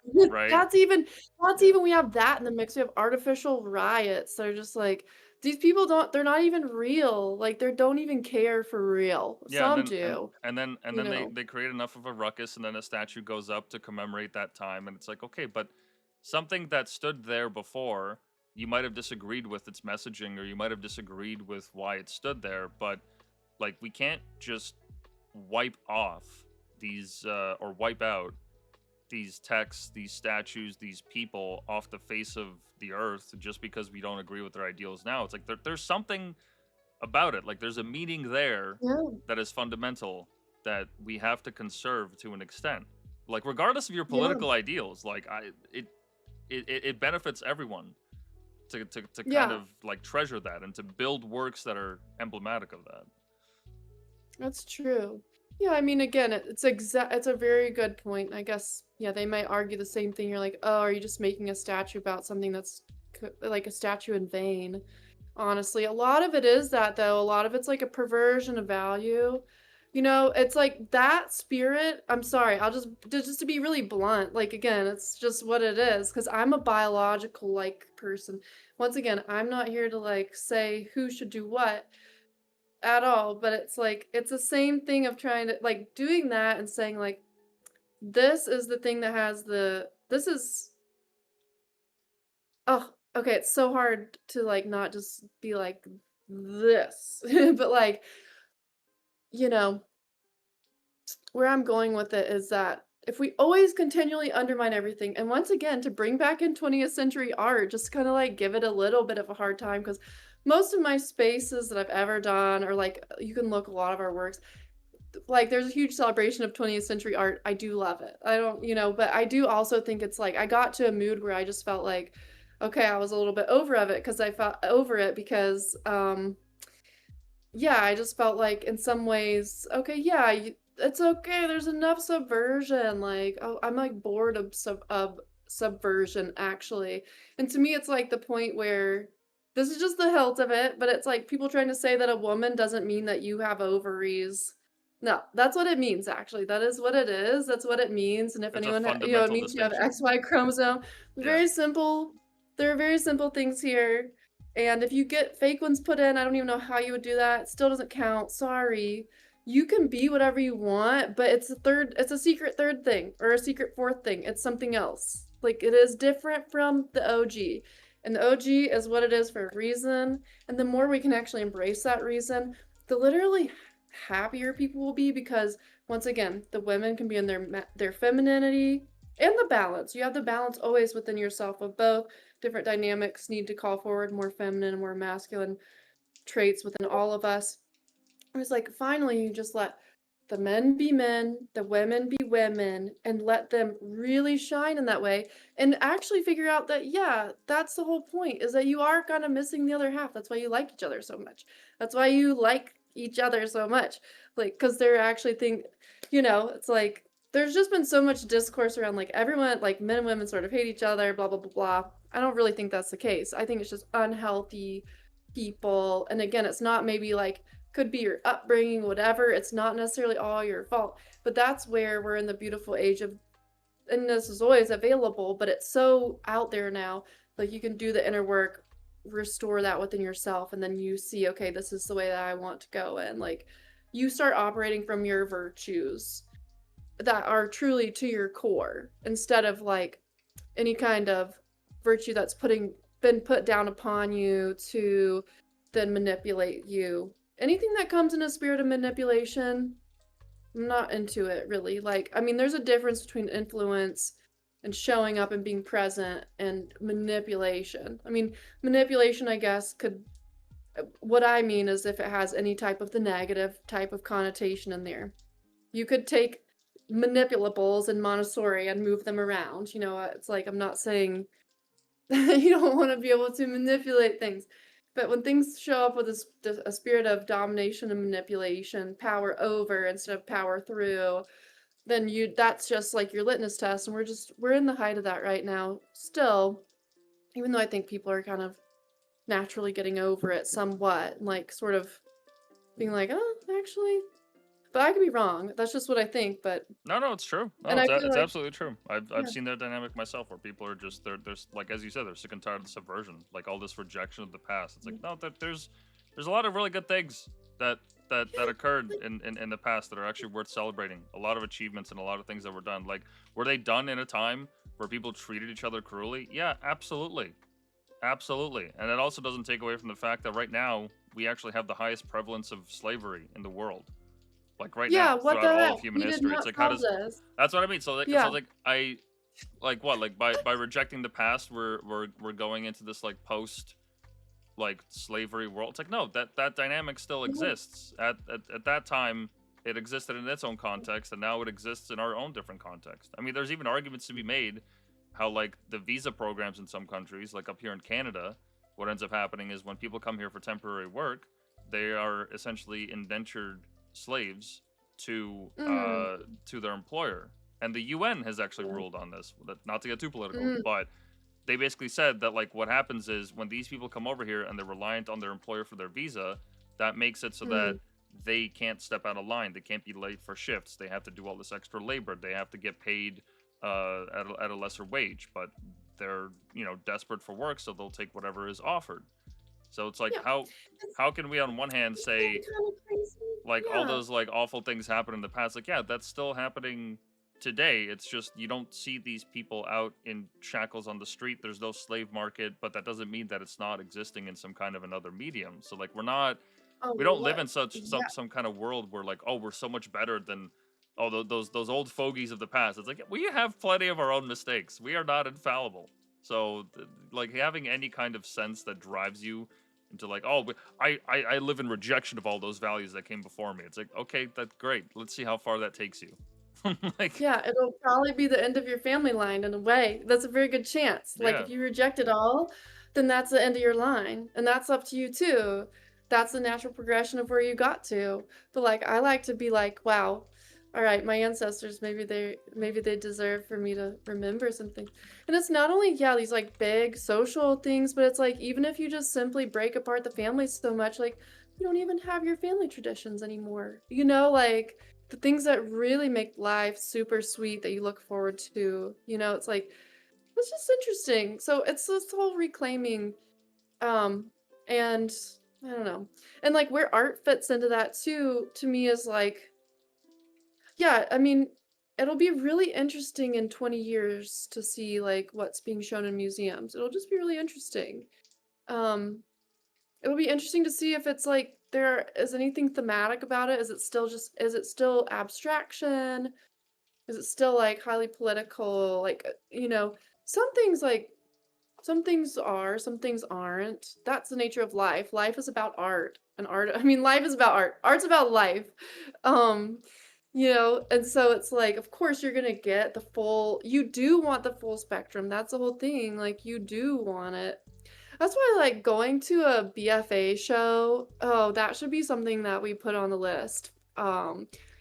Going to a Bachelor of Fine Arts show is really interesting. I think a Bachelor of Fine Arts, like usually at the end of art school, it's like you're gonna have your you're gonna have an exhibition. hmm And um and I actually found the BFA show was so good, like always at SAIC. It was always good. MFA show could get to it was also good, but it could be more academic or like you had more people like that maybe who were getting their masters, maybe they were like studying like how to run a museum. Like there was more like heady, like more subdued, more academic things a lot of times at that time with the MFA program. But the BFA program, you just got the full gamut. It's fun. So you're gonna see like some stuff that's probably like totally beautiful, some stuff that's disgusting, some stuff that's like about television, some stuff that's about internet, some stuff that's about weaving, some stuff that's about whatever. And you're yeah gonna just see like this whole range of things. Lots of always fun to see art and technology intersect. That's really what it's always been. Um, and so it's like to always follow that timeline is really fun too. It's like I don't really know how to get a pulse on what is going on in the art world right now in a way, except for like, what we come across online and what we're doing ourselves. And I actually well think that's it that's kind of the way I like it that's in a it way. that's yeah That's you it. just said it. Yeah, you literally yeah Yeah. I think I think it's coming to the point where it's not there's no like dynamics to measure on a like a global or a national scale. I think it's more so just like in your little pockets. And I don't think there's anything wrong with that either, just because like No. our world has just gotten bigger. So Yeah. instead of having that Yeah. pocket exist within your nation where it's like, yeah, we have 10 famous artists because we have a horse and buggy to get around. So there's not really we're not really Yeah. all that developed yet, but now in this day and age it's like that doesn't matter. It's like the art theme of your town and what kind of exhibits the students put on in those BFA shows. Like that matters more as a localized dynamic than anything that's happening like digitally. And the super meta. Exactly, yeah, Yeah. and the super meta, there's so many data points that it's nearly impossible to track any one movement or any one style or any one what have you. Like I'm not saying that therefore like, oh, we can't track like style. Like no, obviously like if you go into like let's say early like 2010s and you see like website design, it's very very different than what websites actually look like now, or the kind of little characters that people would Yeah. come up with for their websites. Like Facebook used to have what was it called? There's like a style, Facebook UI characters style. There was like yeah, like this. Like you remember when this was like a big trend? Oh my gosh. Yeah. Yeah. So like we'll still have like styles like pockets of like this kind of stuff happening here and there, but because there's so many people in the spaces, like that doesn't really it's actually not the right question to ask.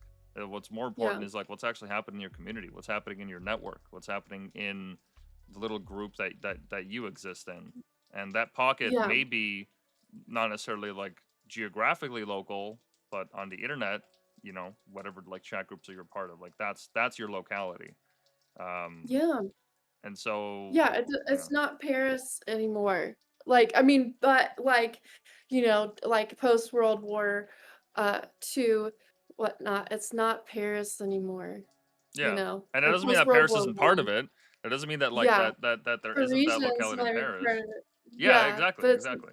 it's not that everyone. Yeah, I got my wars mixed up. World War One, after which you have Ernest Hemingway and all these cool people like in the 20s hanging out there, expatriating themselves. Like, I mean, and there is something to be said. I gotta say, it's like I just got back from Colorado, and I never thought that would be a place where suddenly I would be like, ah, I made a lot of art. Or like, oh, there's a lot of art to make here. I would have never thought that at all. But I went there and I was like, oh, right, people are here, they're right here, I'm like crazy. For like at least a moment, I'm like, oh. So it's like there is something to be said for like being together is a beautiful thing. And like stuff happens when you're together in the same room, just than does digitally, like, just even just, like, looking at work, discussing it, just being in the studio together, like, that's so Mm-hmm. fun. And so, that's where, again, it's like there is something to be said for whatever it is, it's getting more localized, whether it's, like, through our, like, niche yeah, like, through the ether waves online, or whether you're meeting up in person, inviting those kind of experiences. It is important. Like, yeah, it's so important. And I just really thought about it again. It's like, yeah, like what we're doing here at Outsider Supply, it's like, well, that's your trendsetter. Like, it's not the first time that like we see big companies copy us. Like, Or that we we just just hit see the it same over and vibe. over again. Not necessarily that like Say what? not necessarily that they steal from us, but like that we hit the same vibe around the same time. Like Oh, no, we no. come to an They idea. definitely see our work and then copy it. Like, but it's not like a direct copy, but it's direct influence. It's like I can just tell you 100% confidently, yes. Because it's just been happening ever since I started a business. It's been happening. And with really cool because one of the first people that noticed us was Virgil Abloh. Not that he ever came by our store, but he would have like his kids that worked at his store come down to our store. They started doing in their store a spin on what we were doing in our store, which actually became a trend all over Chicago after we left because there suddenly was AstroTurf everywhere. And that totally started because one day we're like, what is this brand going to be about? Because we're like, well, can we sell paintings or what do we want to do to like live? Because nobody wants to go work for a big ad firm. So what do we do? Do we make art? We're like, okay, we've been making clothes. Like we've been going in this direction. We're like, what do people really need in Chicago? That's what we're like, what do they need? We're like, um, they need blue skies and they need green grass. Like there is not any of that here. Like most of the time, like Mm-hmm. no good weather. So we made our whole shop a place of good weather. It was just like good weather all the time in there. Always sunny there. Like, so it's like first like the AstroTurf shows up at our SPP gallery. Cool. I mean, I actually don't care. All of this stuff is a great compliment, but it just shows me it's like we're cooking on the right things, and all we have to do is just keep cooking. And we have to be savvy in the ways of big business in a certain way so that we can actually make it financially and like all of those things. And like we want to make sure the relationships are right and everything's kosher, like to par. It's like, you know, the Sky t-shirts turned into a Louis Vuitton campaign. Like they were just wearing full body Sky like three-piece suits in a Hmm. Sky room. Like, yeah, that came from us too. No doubt, you know. And I know because not only like I don't know if you were paying attention to him at all, but like that caution tape belt that became so popular with Off-White. This is like a number of years ago. Like it was such a trend. This like yellow caution tape belt. And it's Hmm. like that is just because like one of my friends just tied a caution tape on her waist one time, took a cute photo of herself. Her boyfriend worked at RSVP Gallery. Next thing you know, that's being made by Off-White, and it's like the biggest trend of 20 whatever. Like that's just how it goes. You know, it's like, oh, that is like, and I do commend him for that, even if I thought his work was a little bit like, okay, you wrote left and right on two different shoes. You know, I was kind of like, eh. But just saying, he did know how to make things super hype. It's just like lately, like we looked at Zara. It was a direct copy of our style. Not the same photo, not the same models, but a direct, you know, Jound, like you name it, like people, big brands, small brands. It's like a thing, you Yeah, and know? I mean that's So, part of the artistic process, as we said in the beginning, that like people will get yeah. inspiration or come to the same conclusions, and it's not stealing unless like they're literally reproducing your idea. It's just incorporating into the process. By all means.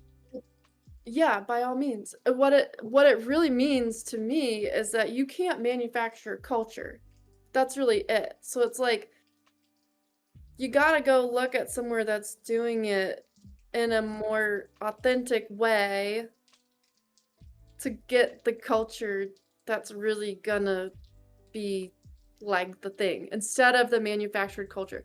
Like that's what I keep saying that too. I'm like, oh, they want to consult themselves into creating culture, but it's the truth is the realness, the rawness, the originality, not even, I don't want to say originality, but also, yeah, we could say nothing's original. That's true. No matter's ever been created or destroyed. Da da. We could go back that far. It's Yeah. like we could go all the way back to whatever the beginning of this universe was. The on button, the whatever it was. Okay. I almost prefer that to the Big Bang Theory, if I'm being honest with you, because who knows, Who knows? But it's just that, yeah, the real artists out there, I'm not saying if you work at a corporation, you're not a real artist. You are, but like you might be working within a structure that's a little bit more manufactured than being like, can we just be like really, really picky about like the way we like how this shirt hangs because that's what looks good to us? And then like just be a little bit random about what we're making. It's not so we don't plan things 7 years out. We plan things like 2 days out. Not even. We plan things like don't even plan. Just like you're just moving so that you're with life, and then you're getting art that comes out of it. And anyways, it'll be interesting to see, but okay, I got lost here. I got lost. And maybe we should have like a short like coffee break or something like that. Is this a good time for a coffee break? Yeah, yeah, Should we sure. end it on a more coherent note We than can me being yeah. like, where was I going with that? No, no, I mean I get the point. It's like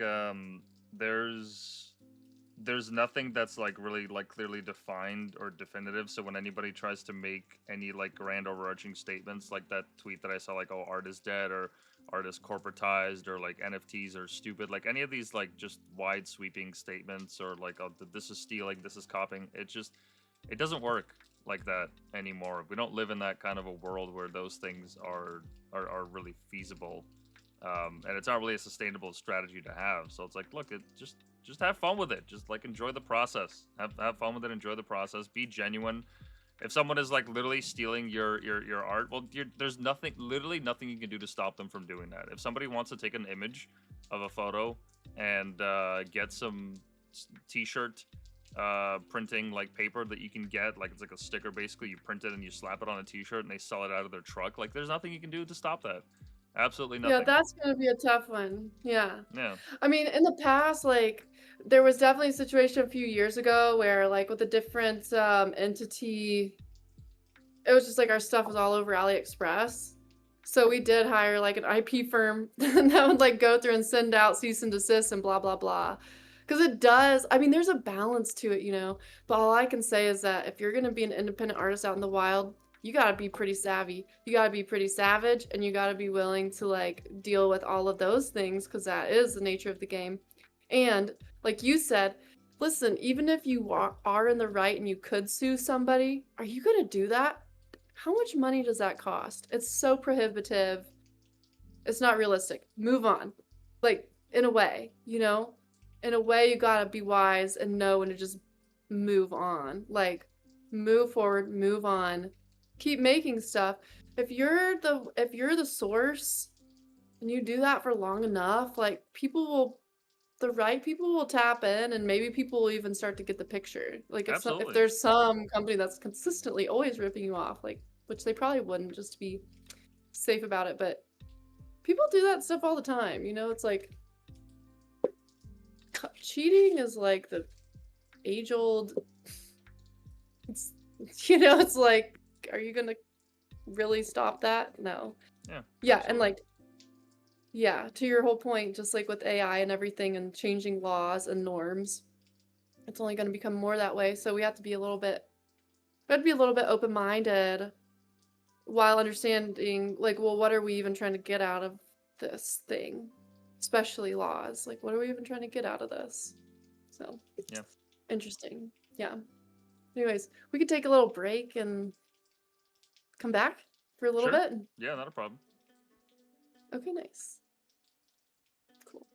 All right, we'll be back. We'll be back. And we're back. We're back. It's We're- raining. yes, it's raining fairly hard where I am right now. Very, very humid. Nice change of weather. Nice. Um, Nice. but yeah, we'll Yeah. we'll finish off these last couple points. We've already hit the second hour, so He's like, I gotta go. Tapping no, out. no, no. Well, I'm not tapping out. I'm not. No, I'm not exhausted. I'm doing fine. Just lot of stuff to do today. Yeah, I feel that. Yeah. Well, I thought maybe we could talk a little bit about what we're doing at Outsider Supply right now, or at least like show the Rococo collection a little bit. It's a new release, super pretty. Yeah, excited to drop it. Yeah.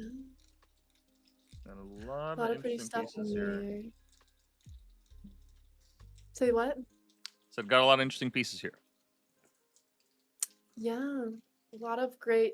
We introduced some new fits. We've got a baby tee now. I love this piece. It's so cute. We took it a little bit girlier this time, but not too girly. There's still plenty of stuff that, is also great for guys. Um, yeah, kind of that post-Baroque, floral, but still with a contemporary twist on it. Uh, Rococo coming out of France, 1800s. It's really a beautiful movement.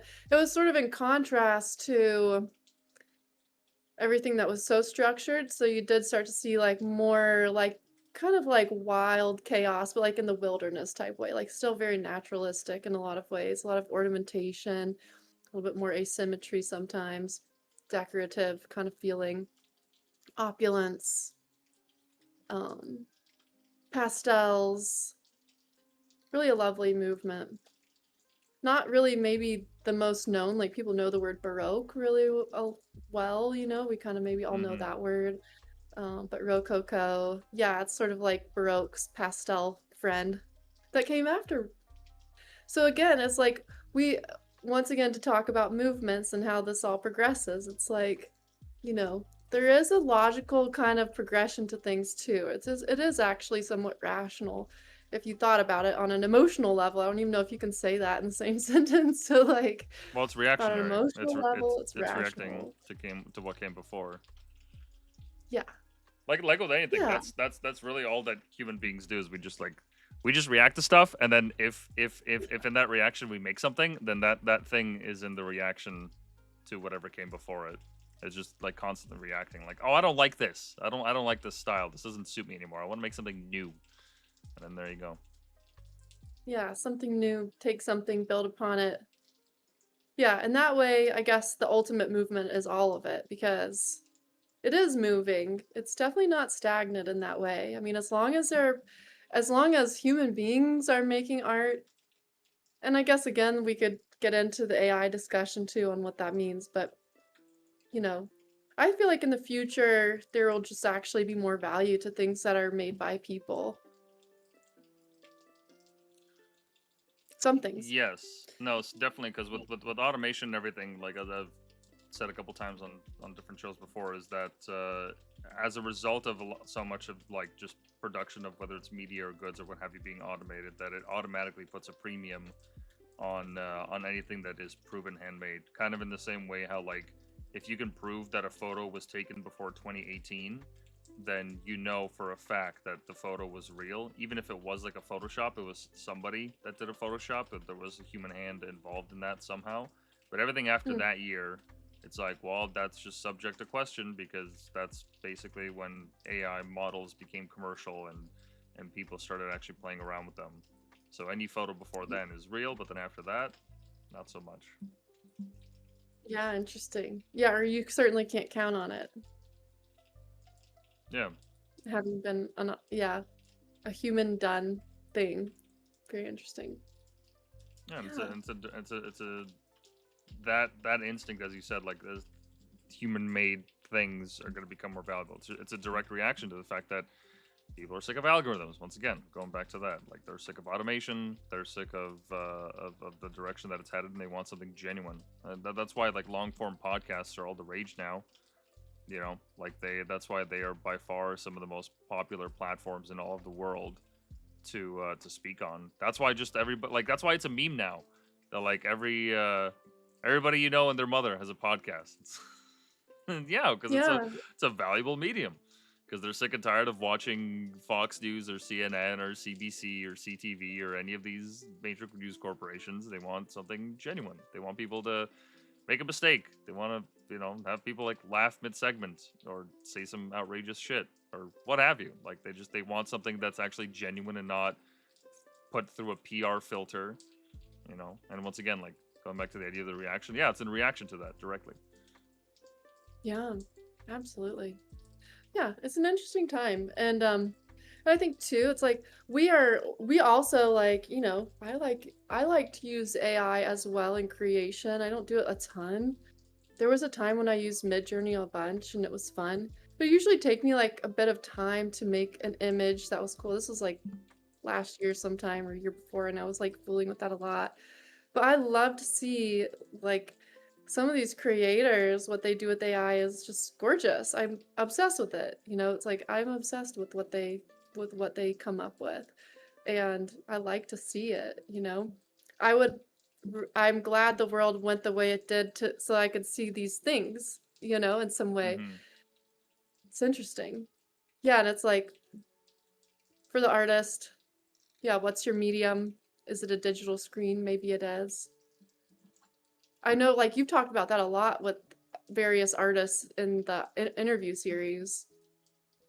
And, that's one thing too I wanted to mention earlier. It's like back in the day, like, especially when pop art first happened, I love that interview with Andy Warhol where they're like, whoa, what were you guys doing? Like, they're talking about him and like Roy Lichtenstein and like all these people.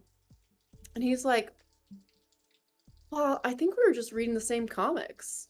Like, Yeah. you know, they were all just reading comics. And then like they weren't necessarily discussing this per se, but they like these things came out of that.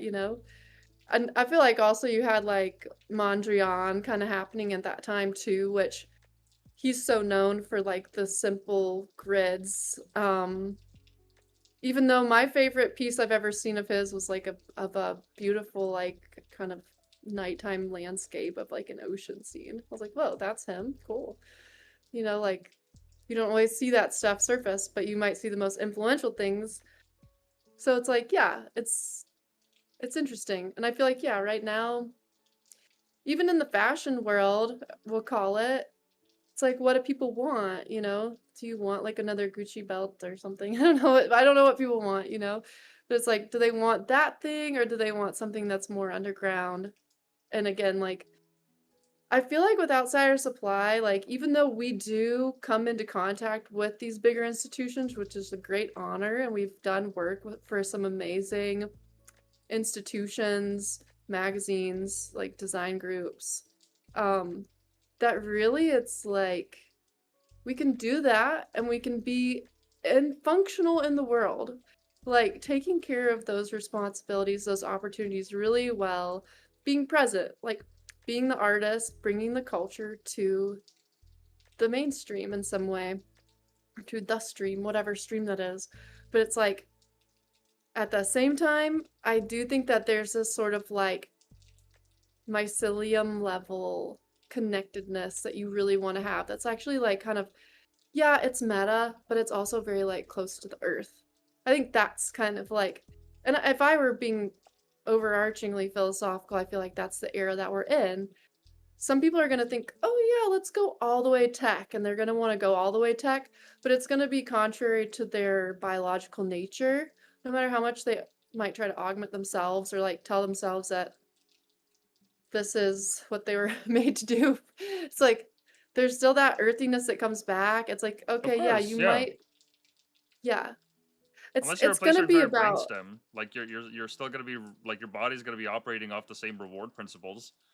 It's like I yeah.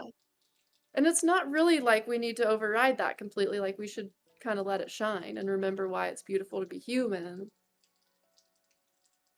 and be even more human as we go forward and we integrate these things. It's like I feel like that the healthy way to look at AI is like, yes, it's really powerful. It's never going to be God. That's just not possible because that's not what God means. But it's a part of God. But like,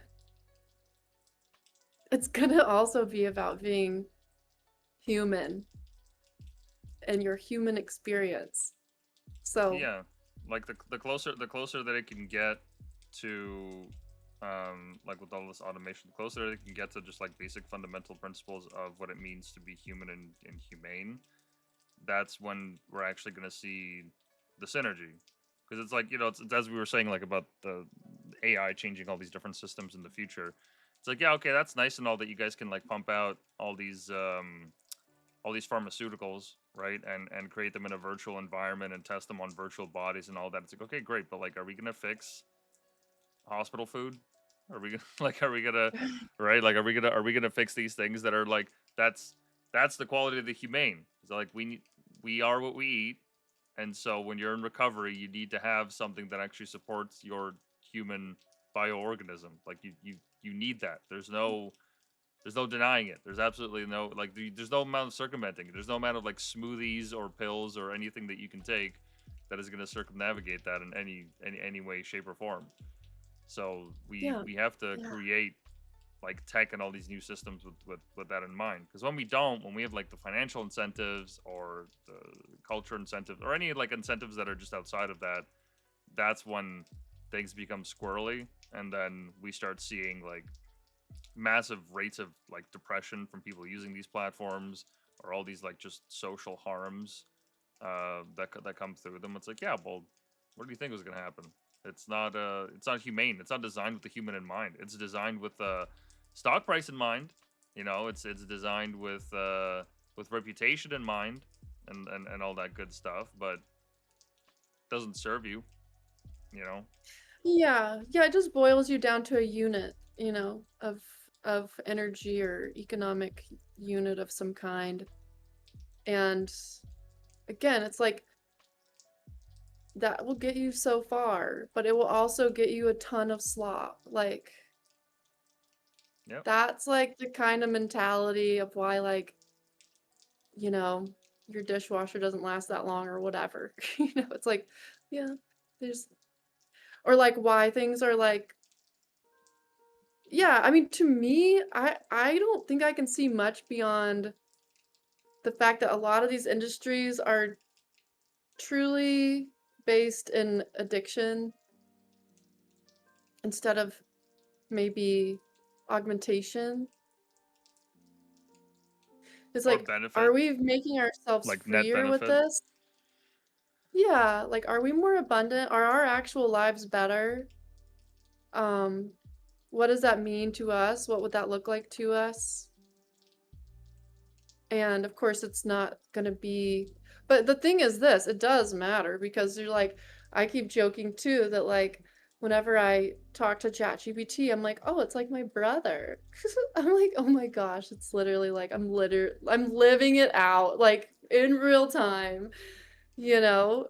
Yeah. Um so it's a balance. It's such a balance and it's also that like your data points are collected, like, people are like, "Don't look into, like, Sam Altman's, like, eye thing, like, that orb, don't look into that thing," you WorldCoin. know? Yeah.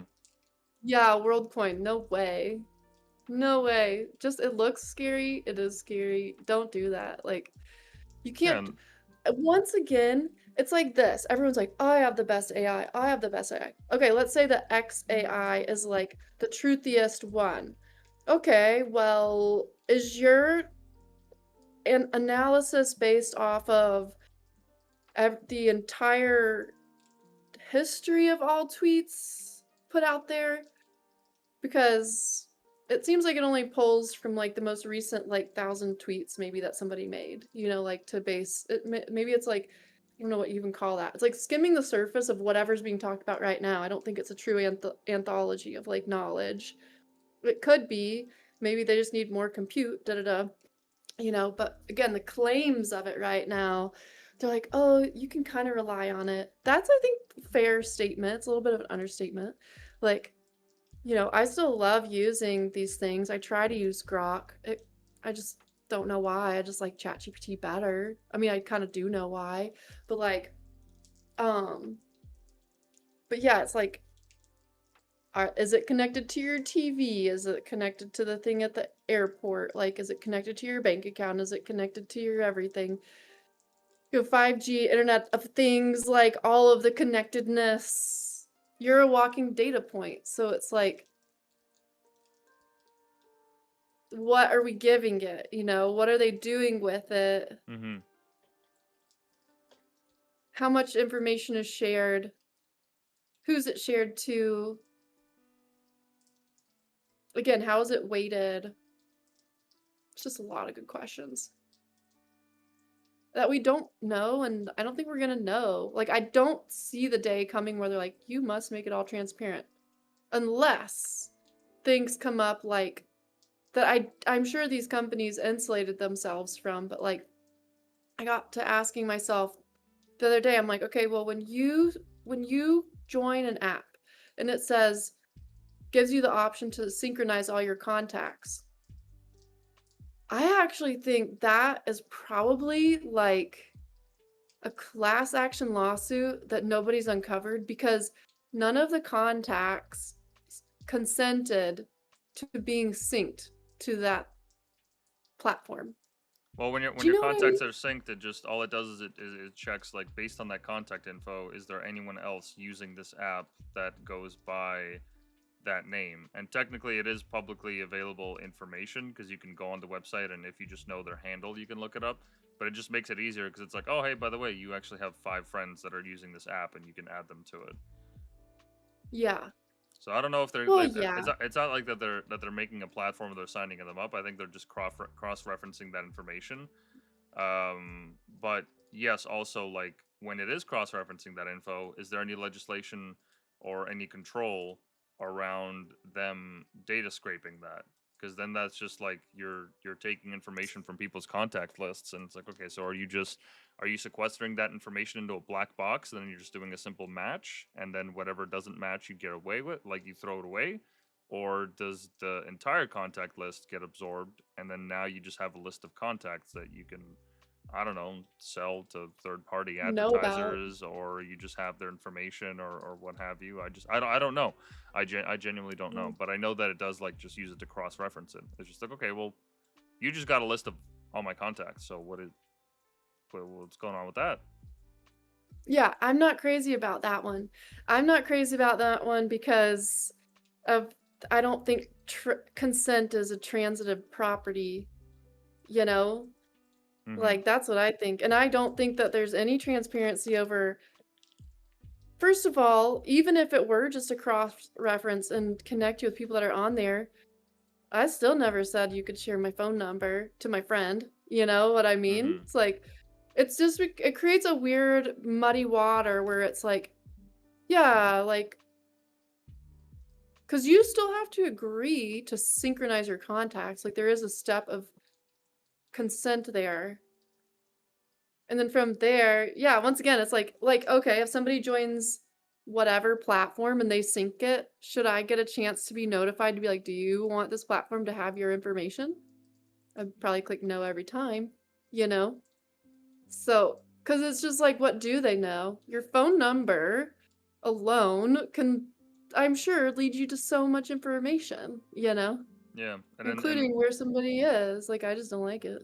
and in the in the spirit of what we were talking about before, like the Rococo and just like everything else, like the reactionary nature of humanity, it's only going to lead to somebody taking that frustration and being like, all right, man, you know what? I'm just going to build something that doesn't have that stipulation or that doesn't have that invasiveness to it, or is just something different. And the easier that it gets to create, the more likely people are going to be to invest time, excuse me, into making those platforms and apps and movies, just anything, just creating stuff.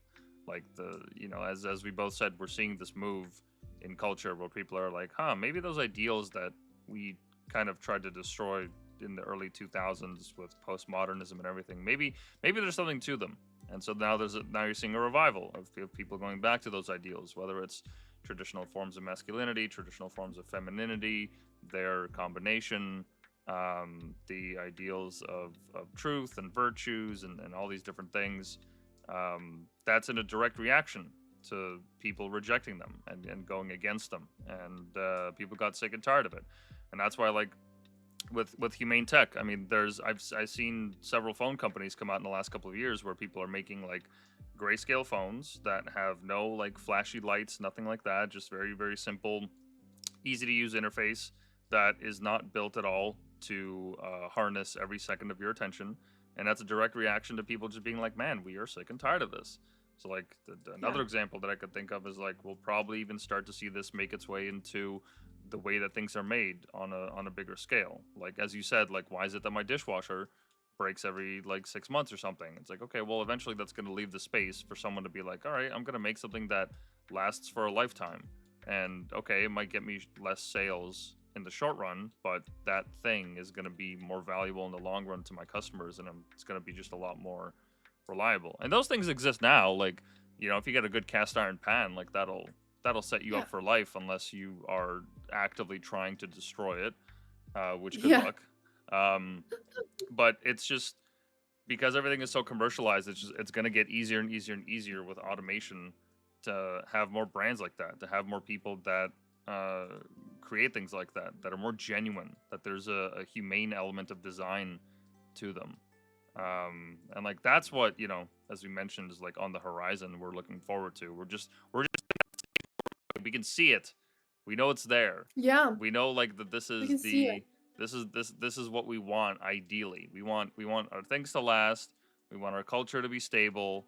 Um Still adapt and evolve, but like stable and also like actually beneficial to people and not just like self-destructive and self-centered and all these negative qualities.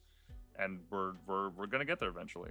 I have faith, maybe in our lifetime if we're lucky. Yeah, I think so because yeah, I think it almost brings people back to the question of when you're consuming why. Like I feel like the true thing that we started at was to build a life.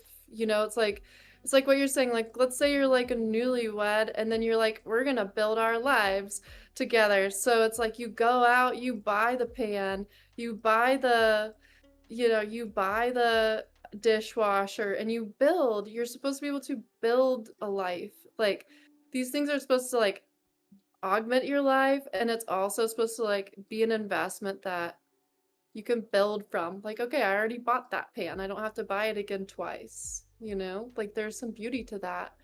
And yeah, I just think that it's sort of like, I mean, I'm all for, like, in a capitalistic sense, the way that I very basically look at capitalism is that the concept of value is infinite. There's really no end to it. It's like it literally goes on forever. There's no capping this. Like, because once you get past finite resources, then there's infinite resources or ideas or however you want to say that.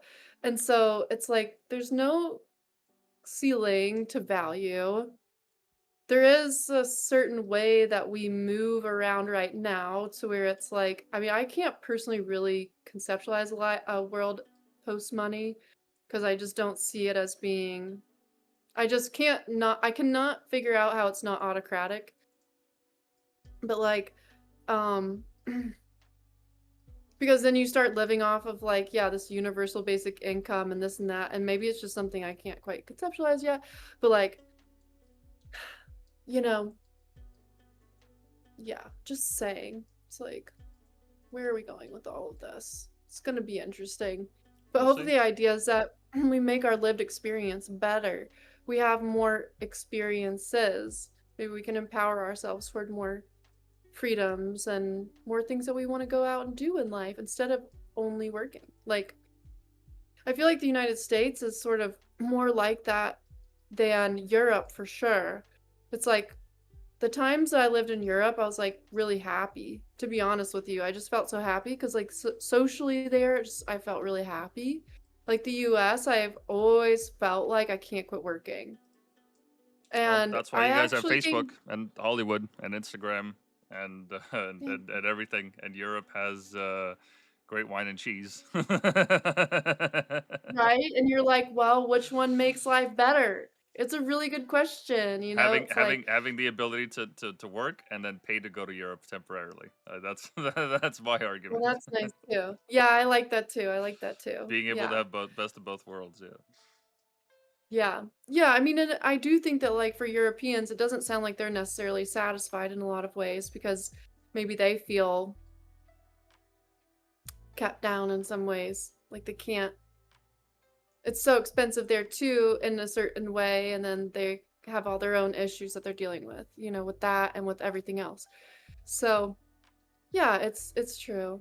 Definitely US is like, and I don't know about Canada. Canada feels like US but in a better mood too. Like I do think that's Canadians to me is like they're they seem to be overall like happier, more jovial than a lot of Americans. Like in my experience going to Canada, it's always been very happy, happy people, friendly, hospitable, like um feels more family oriented still. Like I think there are a lot more newer immigrants to Canada than the United States in some ways, or like or I should say there's a greater population that's been in the United States for longer. So it's just different. It's like families here, they break up, they live on this coast, that coast. Just it's almost like if you don't do that here, people think you're weird instead of wanting to be close to your family unit, which is also, it's just like the culture is like so hyper independent. You can understand why the birth rate's down, etc.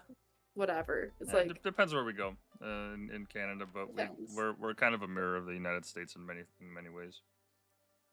Yeah, yeah, yeah. Just give you guys some credit for sure because I feel like, yeah, I feel like all my Canadian friends and counterparts have always been very grounded feeling and just cool, just chill and generally happy. Like I would say overall, like average happiness quotient reads higher, which is good, despite maybe colder weather. So, it's an attitude thing. I believe it.